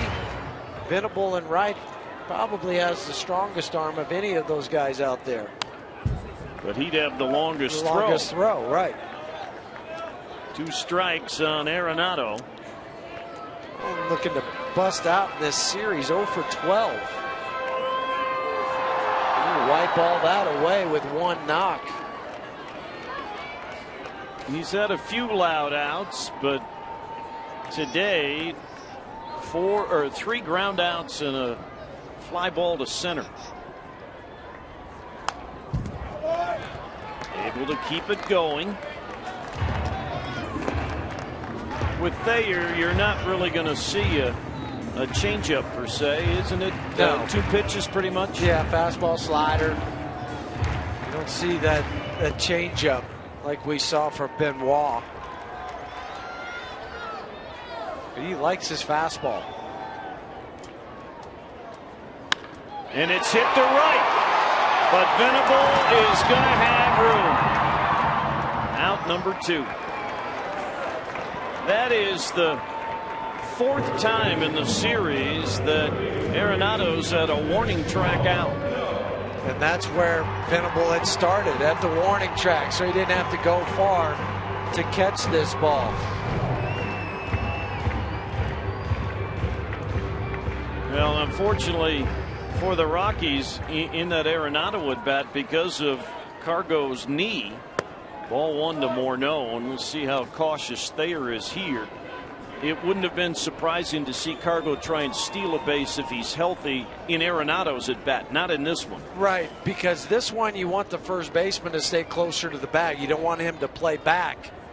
But Thayer's not the quickest to the plate. He has a little bit more of a leg kick. And with the lefty, you want that extra 2-3 feet to be able to hit it by at first if you pull the ball.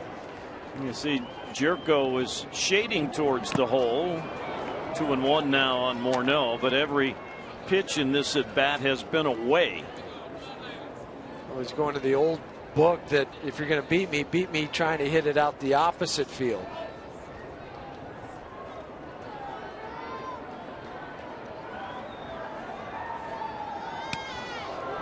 Off the glove of Rivera, but not far enough for Carlos to run, unfortunately, but it is ball 3. Well, the depth perception is, where does this ball go when you're at first? You lose sight of it for a moment, and then by the time you pick it up, you don't have that momentum going to second. Shut it down, don't get thrown out. That was a great angle to see what Cargo was doing. Good work, guys. This is hit to left, but will drop into the seats. But now with the full count, you have the advantage of being able to take off. So when this ball crosses a plate, Cardinal will be halfway to 3/4 of the way to second. And now if it's a blue anywhere where the outfielders have to move, then you could score, Carlos. Alonso saying, do I stay close? Yeah, they're trying to keep Gonzalez somewhat close, and this is driven to center field. This has got a chance. Gone!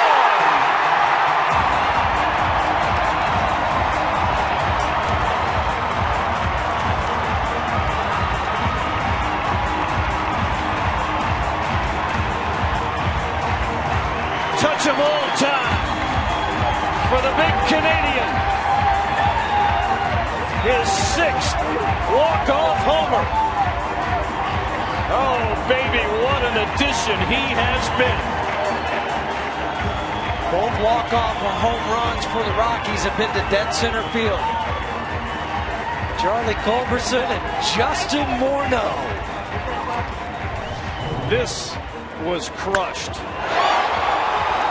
And you weren't sure, is it going to get up? Maven has the ability to jump over the wall sometimes and rob guys of home runs. He's tracking it down. He's out of his reach. How about that dugout? Yeah. And that guy to the left of the screen, Nick Massett with the towel. How about his first win in 2.5 years? How big is that? And there's the mob scene at home plate. Nothing better than having something like that. One more look at the swing. And boom. Yeah, and Justin stayed in, kept the hips inside with that swing to drive it out to center field. But the plate coverage, we saw him go to left field on a couple of swings earlier today. This time, dead center field. That was beautiful. You're going to run into somebody new at Taco Bell. He's Batman. And Taco Bell's got him. On 4 collectible Batman cups. Just buy a 32-ounce drink and your cup refills and new cinnamon twists are all free. I want you to tell all your friends about me. Tell them to drive, fly, or just drop by today to collect your free Batman cups. Only at Taco Bell.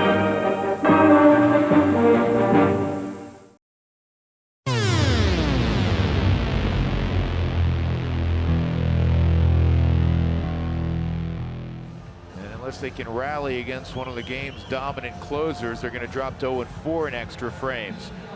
Descalso, Hundley, and Ryan Raburn are due up. Chapman, since coming from the Yankees, has saved 7 ball games for the Cubs. He averages 100.2 miles an hour on his fastball. And Chapman threw on 106 recently. He owns the 50 hardest pitches recorded this year. Remember a time, the last time Chapman was here was Cincinnati, where he didn't get out of an inning. He had no command. I want to say he walked the bases loaded. There was a hit in there, and finally, I believe it was Brian Price, who was the manager, had to go and get him. Well, he's not had any outings like that for the Chicago Cubs. 10 2/3 of an inning, only 4 hits, 1 earned run, 17 strikeouts in those 10 innings. And get this, 1 walk. Has 9 walks on the season, 61 strikeouts. Well, you want to talk about an uncomfortable at bat. Daniel Descalso, for the 6th time in his career, has to face Chapman. He's 0 for 5. For any left-handed hitter. That means comfortable at bat if you're right-handed, much less having to stand in there with his arm slot, with his velocity. Why did John run that all the way out there to him? No idea. I've never seen that. He's chasing off a bird.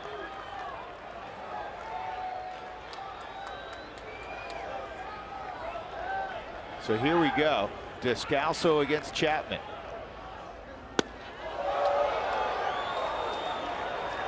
And A mere 97 on that first offering, and it's 1-0. Just warming up.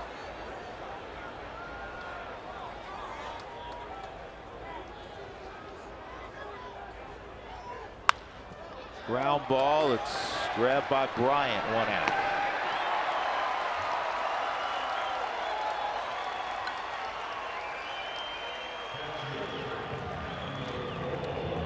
Nick Hundley's 0 for 1 against Chapman. On deck is Raburn, who's 0 for 1.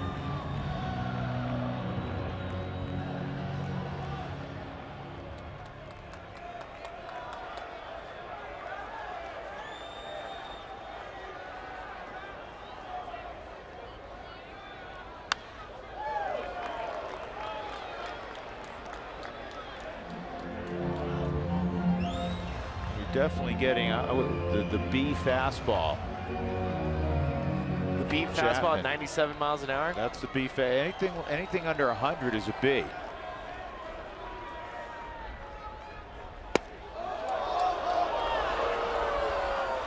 He added a tick there at 98, but it missed 1-1.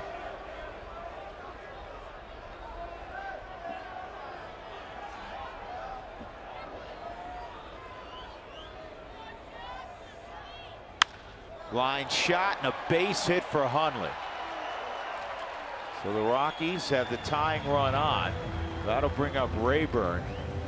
And the only man left position player wise for the Rockies goes to the on deck circle, Tony Wolters.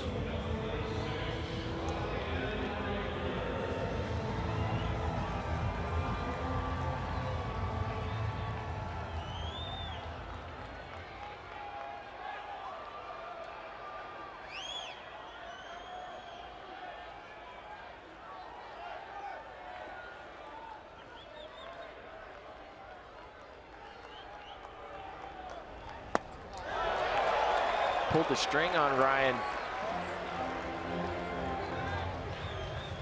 86 mile an hour, either the changeup or the slider. Trying to get out in front of Ryan Raburn, knowing that Raburn's hunting that fastball.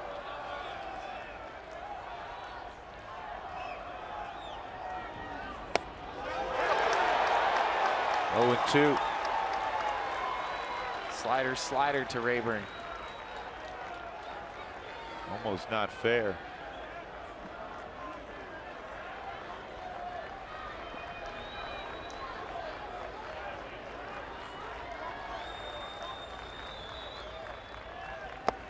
Threw another one.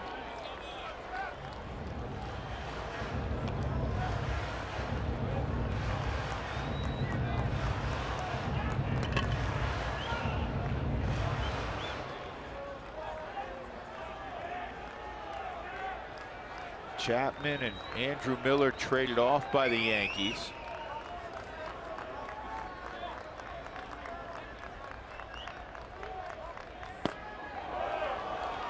Boy, that almost got by Contreras. That's a good play by Wilson Contreras. Now with a little bit of traffic, Nick Hundley on first, the fastball at 101 miles an hour.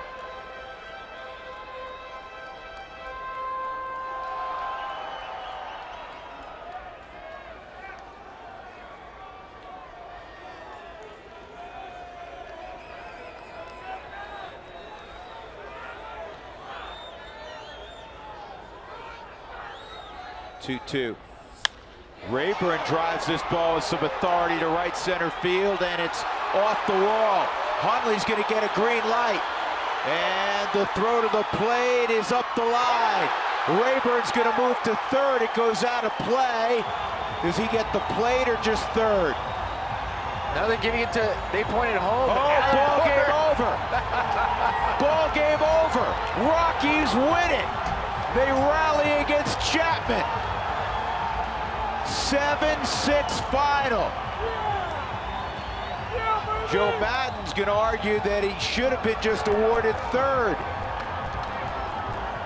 Alan Porter, second base umpire, saw it and pointed directly towards home plate. It took him no time. And this is a judgment call. This cannot be reviewed.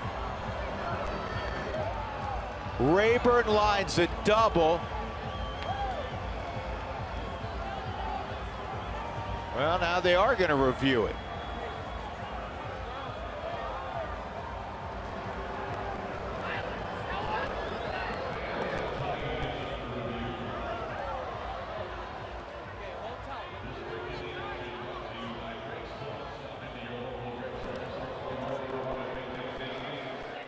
How about the at-bat thrown out by Ryan Raburn?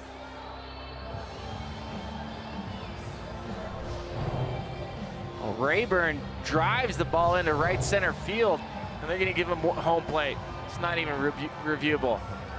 Game over. No replays either. I love it. And I think that's what New York told them. It's not reviewable. The Rockies with just their second walk-off win of the year. And how unlikely was this one? It now appears that Shaq is suffering from a neck injury. Of course we're concerned. That's one valuable neck. It's not natural. It's a conspiracy, man. Shaq is suffering from taco neck syndrome, TNS. It's caused by his craving for delicious Taco Bell tacos. And he's getting worse with every neck-bending bite. But now there's a big breakthrough therapy, the new Big Beef Burrito from Taco Bell. Just 99 cents with double the beef. It is the perfect antidote for taco neck.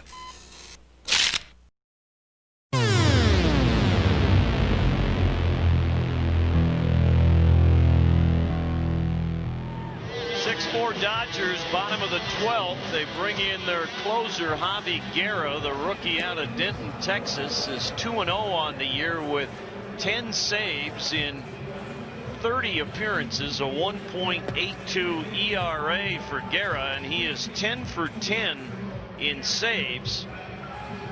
He had a scoreless streak stop Thursday, but has allowed just one run since before the All-Star break and is 10 for 10 in saves. A very pleasant surprise for the Dodgers. They've had trouble with their closer for a lot of the year, but this guy has kind of closed that gap that they've had between their setup men and their closer. As Jack said, 10 tries and 10 saves. Has not allowed a home run this year either in 29+ innings. 2, 3, and 4 in the Rocky lineup. Need 2 to tie the ball game. Dexter Fowler is first. Dexter looking for his first hit. He's 0 for 4 today. Guerra working from a stretch. The fastball is outside, ball 1. He throws hard, 95 with that delivery. Pretty good command. Just 8 walks in the nearly 30 innings of work, so a little more than 2 per 9 innings. 1-0 to Fowler, low. 2 balls, no strikes to Dexter. So Fowler, Gonzalez, and Tulowitzki for the Rockies in this bottom of the 12th inning. Dodgers hadn't scored since the 4th. They get 2 in the 12th. Home runs, 1 over the fence and 1 inside the park. 3-0 to Dexter Fowler. How about 3 2-run innings? And the Rockies have had 4 1-run innings. Dexter taken all the way right here. Switch hitter from the left side. Guerra with his 3-0, and it is ball 4. It's high. That'll bring potential winning run to the plate with Carlos Gonzalez.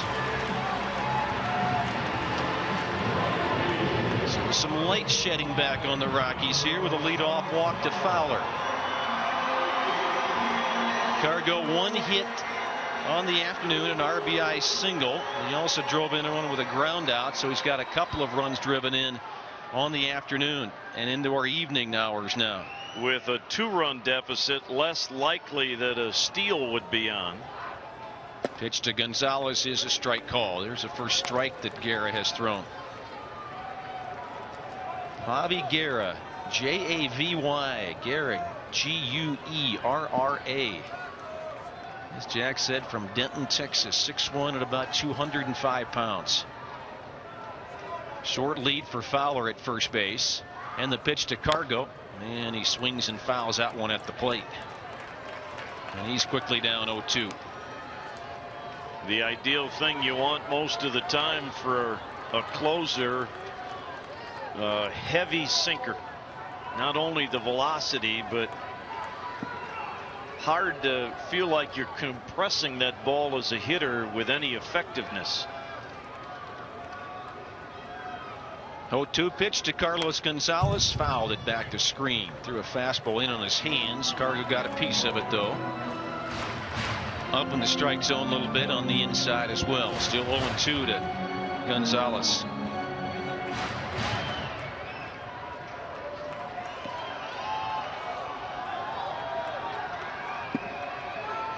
Fowler maybe 2 steps away from the bag. He just didn't want to get picked off at first base. Rivera holds him on, and the pitch to Gonzalez, and a line drive at the shortstop. He's got it there, and back to first base goes Dexter Fowler. A little soft liner with a broken bat from Carlos Gonzalez. 1 down. Second broken bat of the day, and boy, it seems like more than any other Rockies hitter, Cargo goes through some lumber. Pretty easy play for Sellers that time. It just sort of floated over to him, and Fowler had that short lead. He was able to get back in plenty of time. Now Troy Tulowitzki at the plate, and Troy looking for his first hit. 0 for 5. He has struck out twice. And a ground ball to right side into right field for a base hit. Fowler will get to third on the play. So Troy Tulowitzki comes through with an opposite field single. Runners at the corners, 1 out for Todd Helton. And that's where that second run at the top of the inning, so big for the Dodgers. Instead of Fowler being the tying run at third, you got to get Tulowitzki home to notch a tie. But in Helton, you've got a guy who should match up pretty well against Guerra. 2 hits for Todd today, including a home run. Singled his last time up in that 11th inning. Struck out a couple of times today. Now the short lead for Tulowitzki at first. Fowler over at third. The pitch to Todd Helton. Swing and a foul at the plate. Took a pretty good swing on a fastball. Todd showing that body language like he'd love to see that pitch again. Well, that's because Guerra left it on the middle of the plate. Todd's so used to people working him away.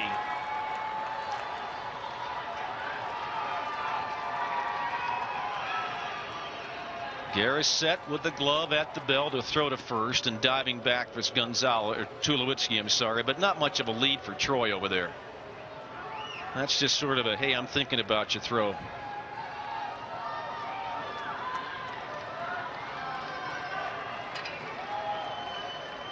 Garrett says yes to the sign from his catcher Navarro. And there's that wheel fake toward third and to first base, and both runners still very close to the bags.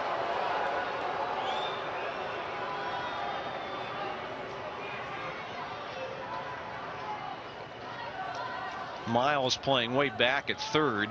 He's not even close to getting to third to get Fowler out. Pitch is high and away. 1 ball, 1 strike to Todd Helton.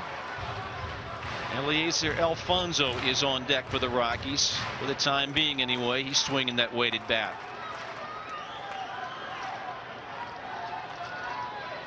Tulowitzki away from first. Fowler away from third. Guerra comes set. The pitch to Helton. Strike call. Fastball caught the outside corner.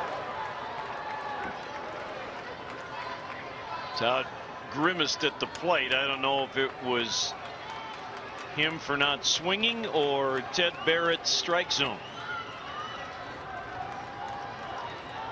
So Todd is down 1-2. Javi Guerra with that glove at the belt. The pitch to Helton, and he fouls it back to screen. I got that off the end of his bat. Threw him a fastball that hit 97 miles per hour. This young right-hander has got some terrific velocity. Hoping there might be a 13th inning. J.C. Romero, the only guy left in the Rockies bullpen available today, is throwing. Escalona is still out there, but Egmer pitched a lot of innings last night. 1-2 to Todd Helton. Is high and away. Not even close with that one. Might have overthrown a fastball a little bit. 2-2 to Todd Helton. his 38th birthday, has hit 1 home run, single in the ball game as well. Looking for hit number 3 today for the birthday boy. Rivera holding Tulowitzki on at first. 2-2 pitch to Todd. Line drive, foul down the left field side. Just sliced it off the side wall, and the count is still 2-2.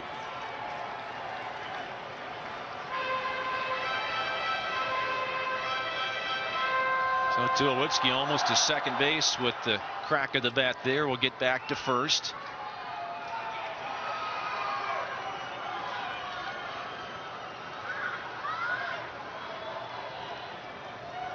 Guerra ready. And the pitch to Helton. Popped it up, foul ground, left side. Miles can't get there. It bounces on top of the third base dugout and rolls toward the third base coaching box. So it's still 2-2 with Todd Helton. If Todd gets the count to 3-2, I think Jim Tracy will send Tulowitzki. Get a gap ball, then Tulo might score.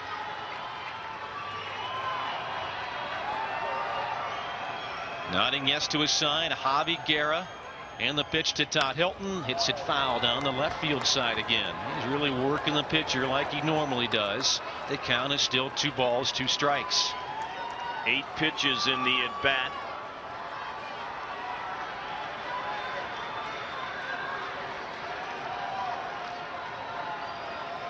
So once again, Tulowitzki away from first. Fowler with a short lead at third base.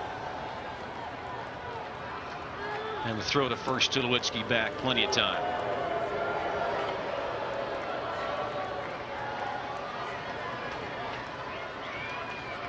Playing Helton deep and pretty much straight away.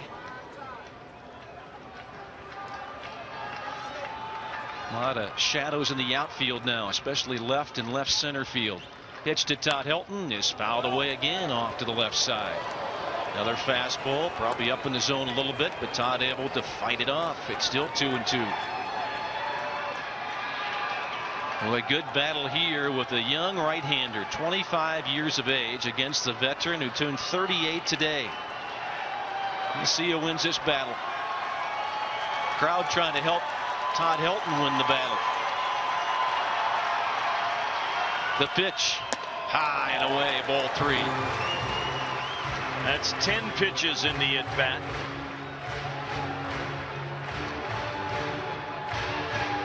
Todd was down a ball and 2 strikes, and somehow, some way, he gets it to a full count. So now we'll see if Tulowitzki's on the move. There he goes. Pitch to Helton. Is hit foul again on a play to our left side. This is what Helton does. He just battles. He'll foul off a pitch until he finds something he likes better.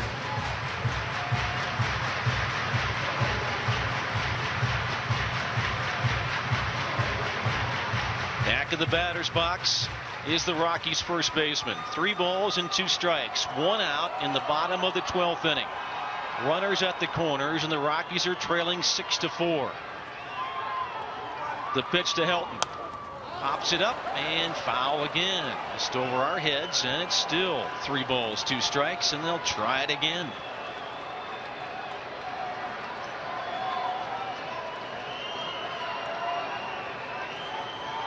Guerra keeps on throwing those fastballs just around the plate enough to get Todd to commit and get a piece.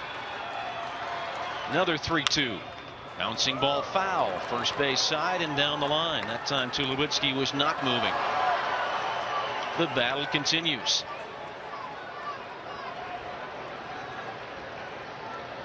Who's 13 pitches in the at-bat? Who's going to flinch first in this battle?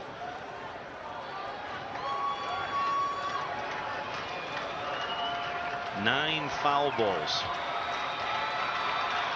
Here comes the 14th pitch. Fouled away again off the bat at Todd Helton. It's his birthday, but he's giving all the presents away. A steady line of souvenirs in this at bat for Todd Helton for the crowd. Boy, give Garrett credit. He's staying around the strike zone.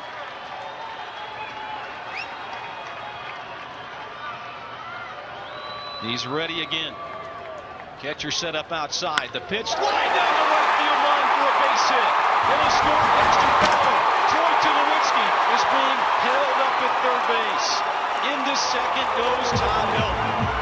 The birthday boy comes through. It's 6-5 Los Angeles. And here we are again with a chance to win it. Todd Helton with double number 553 in his career on the 15th pitch of the at-bat. And overall, his 26th double of the year, RBI number 65. Here comes Rick Honeycutt, the pitching coach, to talk strategy about Alfonso, the only guy left on the bench for the Rockies. This is it. The backup catcher is the last man standing from that Rockies bench. Jim Tracy has used a couple of pitchers, one as a pinch runner, Aaron Cook, and then Jason Hamill to put a sacrifice bunt down. And this is it. Alfonso, the last bullet among position players on that Rockies bench. The Rockies, period, have two guys left in the bullpen, Romero and Escalona, and then the other three starters. I take that back, the other two starters. Chacin, who's pitching Monday, and Millwood, who's pitching tomorrow. Those are the only. So there's just 4 guys of the 25 in uniform have not been used today by the Rockies. Eliezer Alfonso at the plate. 280 hitter for the year, a home run, 6 RBIs. The one home run he had was a grand slam. A base hit could win it for the Rockies here. Tulowitzki at third, Helton at second. Pitch by Javi Guerra, a ground ball toward third. Diving Miles, he has it, throws to first base, gets the out, and the run scores. We are tied up.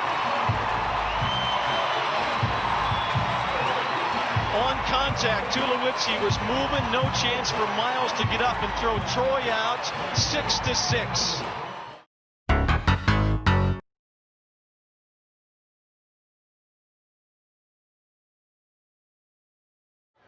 So 2 outs for Mark Ellis. Mark 1 for 2 since he entered the ball game, and the first pitch is outside for ball 1. Rockies have used everybody off their bench, and just 3 pitchers left who haven't participated. Ellis swings and he fouls a high fastball into the upper deck. It hit the first row railing and comes all the way back down to the first level. 1 ball, 1 strike. This game to the point that some of the Eastern games have progressed to the 7th and 8th innings. The pitch to Ellis, good breaking ball. First one we've seen there was the slider, and he gets ahead 1-2.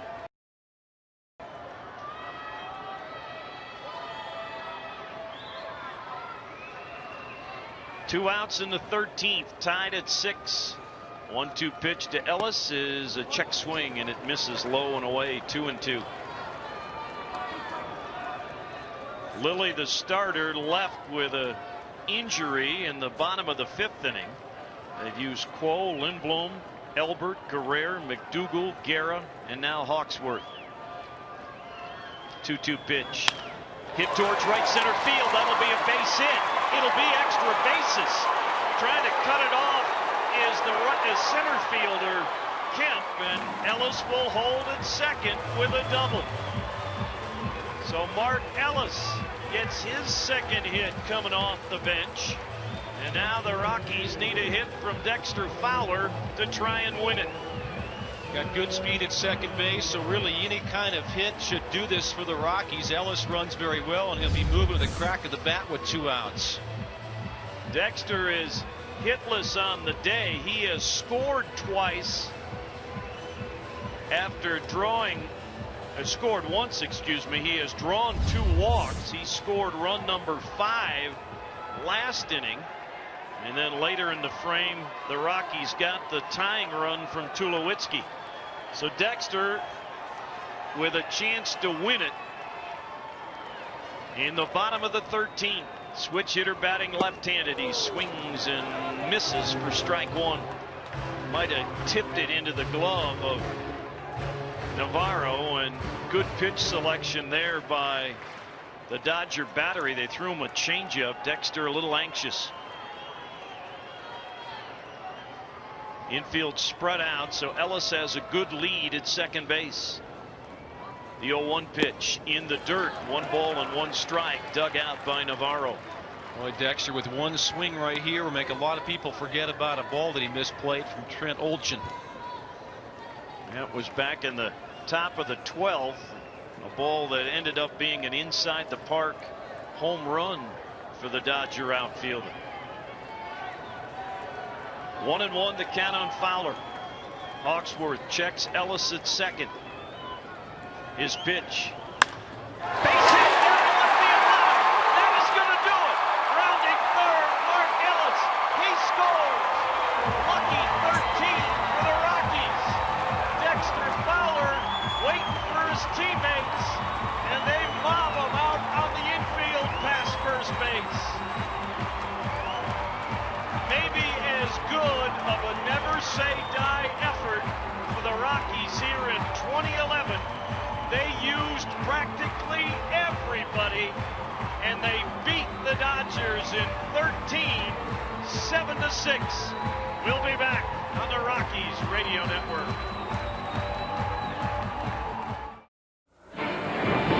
Head for Taco Bell at warp speed and start collecting Star Trek 3 glasses.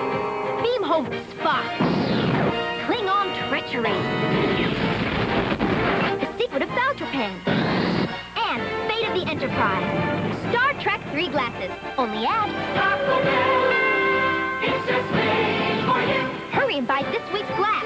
Spock lives for just 69 cents with the purchase of a large or medium soft drink at regular price.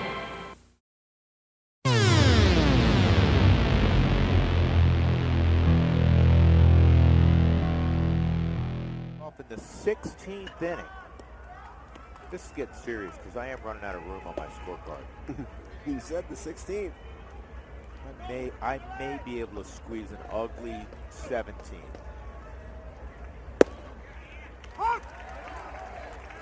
Derek Rodriguez, second inning of work.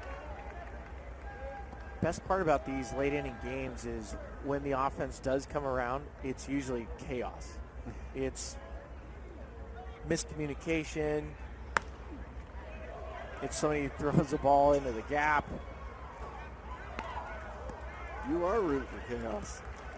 That's why it's my favorite. Trevor had a home run in the 5th inning.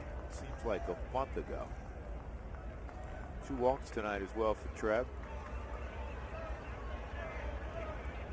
This is his 8th plate appearance.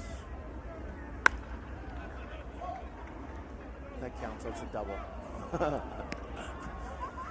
If you hit Go the, straight cricket. If you hit the third deck, opposite field, it's a double. The fans can throw you out. What would that look like? Tell you what, the Seagulls are getting a little ticked off. They've waited patiently, more patiently than they normally are, but now they're hovering.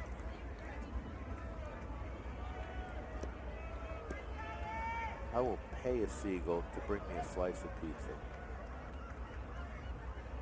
What would a Seagull do with a 10 spot? Not much. Eat it. 1 and 2. See, back when you all played that 21, was it 21 or 22? I The one in San Diego? The one in San Diego. We lost Georgie. It was just me and Georgie that night. We lost Frage for like 3 innings searching the ballpark for food. I had to go solo for a while.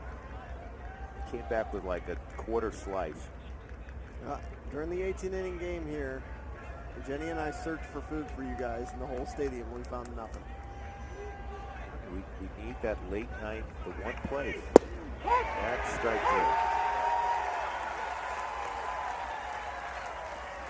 3. 54 players have been used in this game.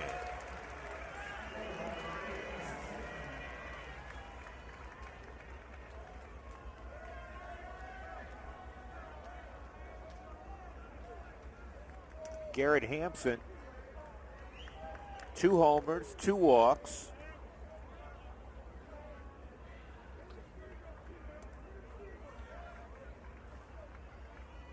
Rockies 8 hits and 4 have gone over the fence. Rockies had a lot of solo homers so far on this road trip. Bunch in LA. 3 tonight. Desmond hit a 2-run homer.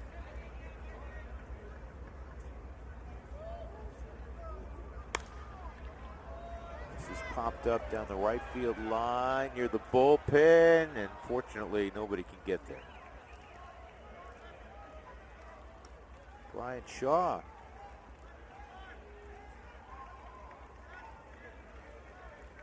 Is hanging around like he's going to throw. Darren Holmes' legs have to be killing him. He hasn't taken a seat in a long time.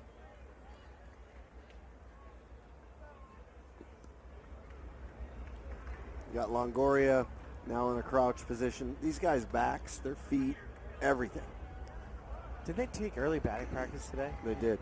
Usually after a day off, they'll take batting practice first day of a road trip or in a new city.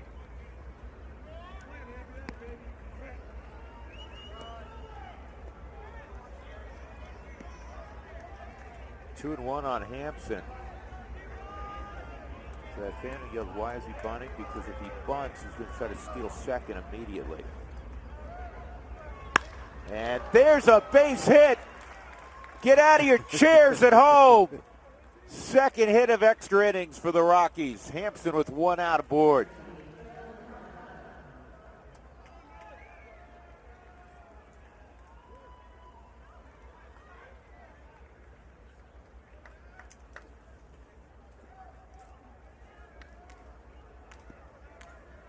All right, we're going to pitch by pitch Nolan's at bat right here. We're going big. What inning are we in? The 16th? 16. There's not been a runner to second base since the 11th inning. Yeah, this is a big deal. This is huge. Go, Happy. Run, Forrest, run. I'd kind of like to see the most exciting play in baseball right now. The hit and run, the triple. The home run. Inside the park. You want chaos? I do want chaos. There's your chaos. Pilar leaves his feet going into right center. Okay, I'll buy that.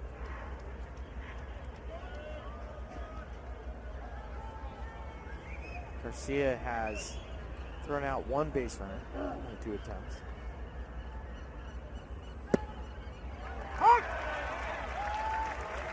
On the outer edge, 1-1.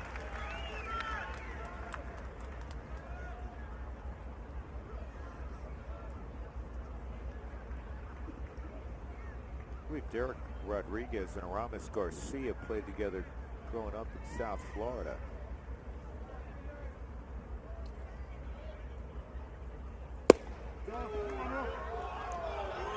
Two and 1. 480 pitches have now been thrown. How's the other game going? We're wishing chaos on the Cardinals. Just ended after 15 innings. They're going to the top of the 16th. I thought you said it ended. just ended. Yeah. Well, it's late. They're going to the top of the 16th. That makes no sense. 2-1. And it's bobbled by Crawford, and reaching on an error is Nolan. Well, they're going to call that a hit. I mean, had a tough time making a play. So back-to-back singles. And now Blackmon coming up. You see the hop right there. That caught either a seam or something in the dirt that made that bounce real high. Caught Brandon Crawford by surprise. Nicely, Nolan picks up another hit.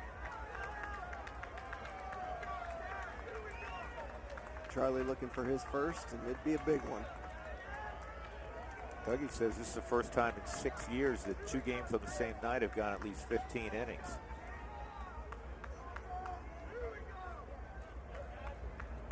One out, here's Chuck. And this ball is leaned on to deep center field, way back, and gone! Charlie Blackmon, your 3-run 16th inning bomb. Where has that been? Home run number 31. Charlie saying, I'm getting sleepy. Enough is enough. The Rockies' 5th jack of the night. Well, it's time for Charlie to dance, the too. The dugout's going nuts. And you see right there, he gets a little cutter right over the heart of the plate. We talk about all the time, those cutters go a long way. Charlie catches it out front, drives it out to right center field. Cucarachas are ready to dance. Did we get a good dance from Charlie? No. Charlie said no emotion, enough's enough.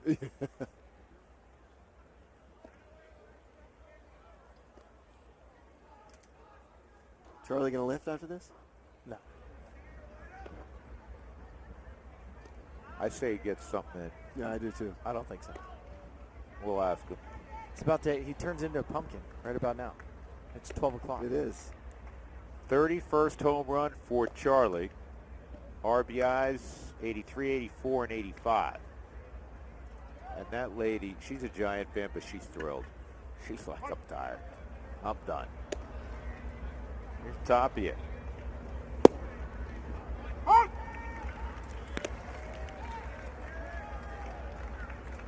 That, not the same impact, different season, we understand, but when you guys were playing, and this is lined down the left field line, and it is a fair ball. So Tapia is going to get himself a double. Breaking out in the 16th. But when Brad Hobb hit that home run against the Padres in the final 2 weeks of the great run of 07, it had gotten to a point where you felt like nobody could hit the ball to the warning track. And then Charlie just hit one over the center field fence. I haven't seen Boch in a while. Good to see Bruce. He's going to make a pitching change. Tie a record.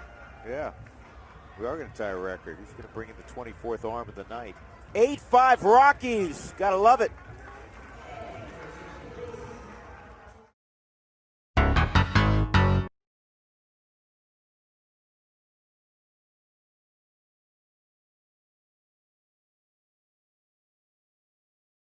Our Budweiser player of the game, Matt Holliday, 3 for 4, couple of runs and a pair of RBIs. Mejica is into the ball game. Mejica will face Todd Helton to start the inning. He struck him out to end Game 3 of this series last night. Helton is 3 for 8 against the Cardinal closer, and that's our Chevy call to the pen.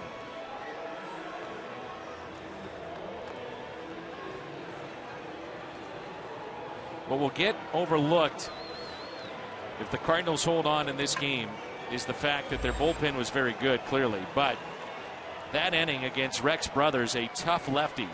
Matt Adams with a base hit, John Jay with a base hit. Lefty on lefty matchup. Incredible. I mean, it's great to see them produce that way, especially what Matt Adams did to kind of get things going. Now it's up to Chief.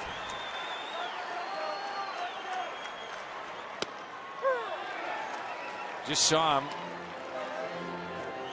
about 18 hours ago with the game on the line. So here you are, following day.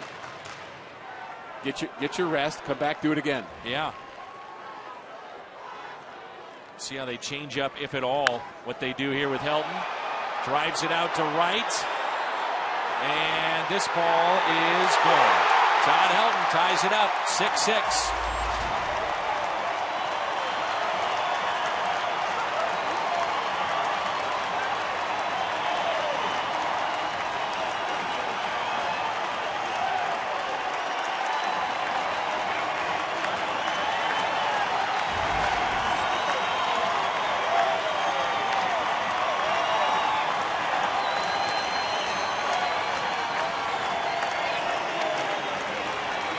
Helton didn't get him last night. but he got him today. Change up. Middle in. Big fly. Tie score.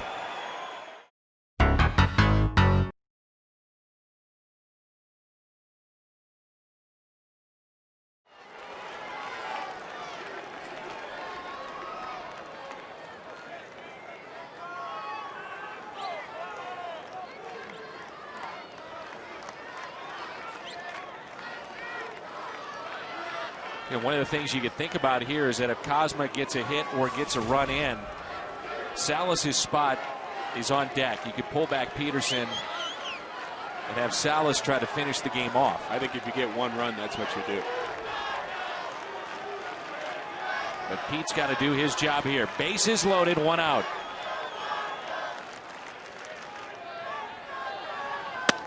Ball one to Cosma. And the pressure, as you spoke of, getting a little tighter. And it's squarely on the pitcher's shoulders. He's got no place to put Pete Cosma. He needs a ground ball. Cosma needs a fly ball. Infield is in. Cosma chops it towards second. Out there, on to first. They get the double play.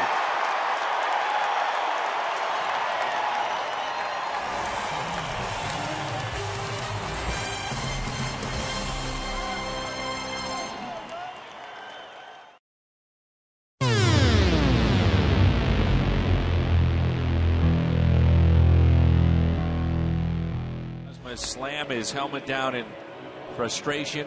Probably the most emotion we've seen from him all season long. All this season and last season. Very kind of even-keeled player, but frustrated, as I'm sure a lot of Cardinal fans are at that particular result. Probably some Cardinal fans slammed their helmets down. At least figuratively. So Salas still in the ball game.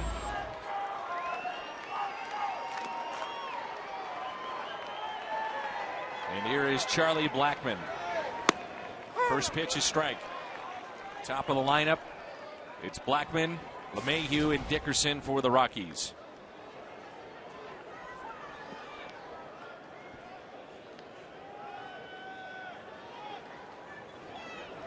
We said it would be a battle of the bullpens, and that's exactly what it is.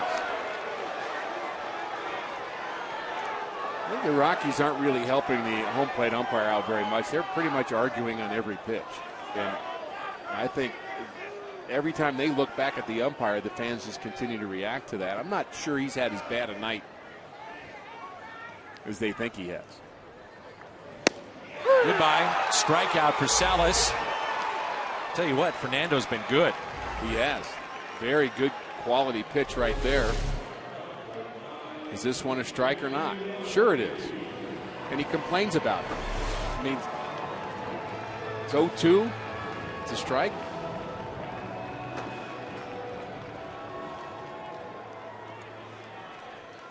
I think that's frustration mounting. Mayhew is 1 for 2.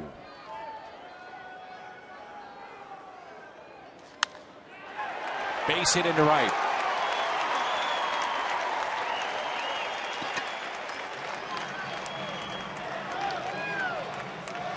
One point in this game, he had an 0 for 6 with 4 punch outs, and he was feeling like he just had a terrible day, and now he's got a couple of hits. One in the 13th, one in the 15th. Now he's the winning run again, and we should mention again, he runs well.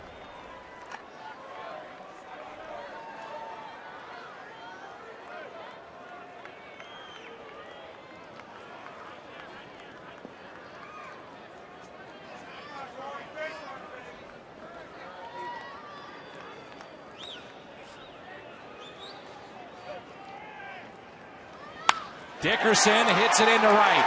Beltran over. That's to the wall. They're going to wave him in. Relay to the plate. Throw is there. Scoots away. Game over.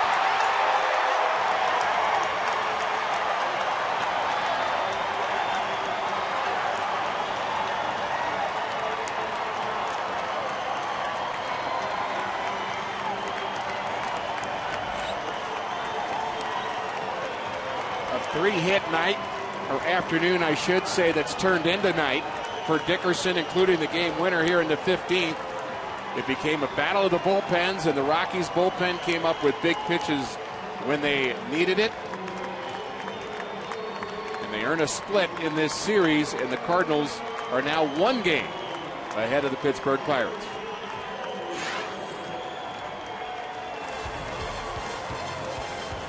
Never touched the plate. Salas realizing that a little too late. The Rockies in 15 win it 7-6.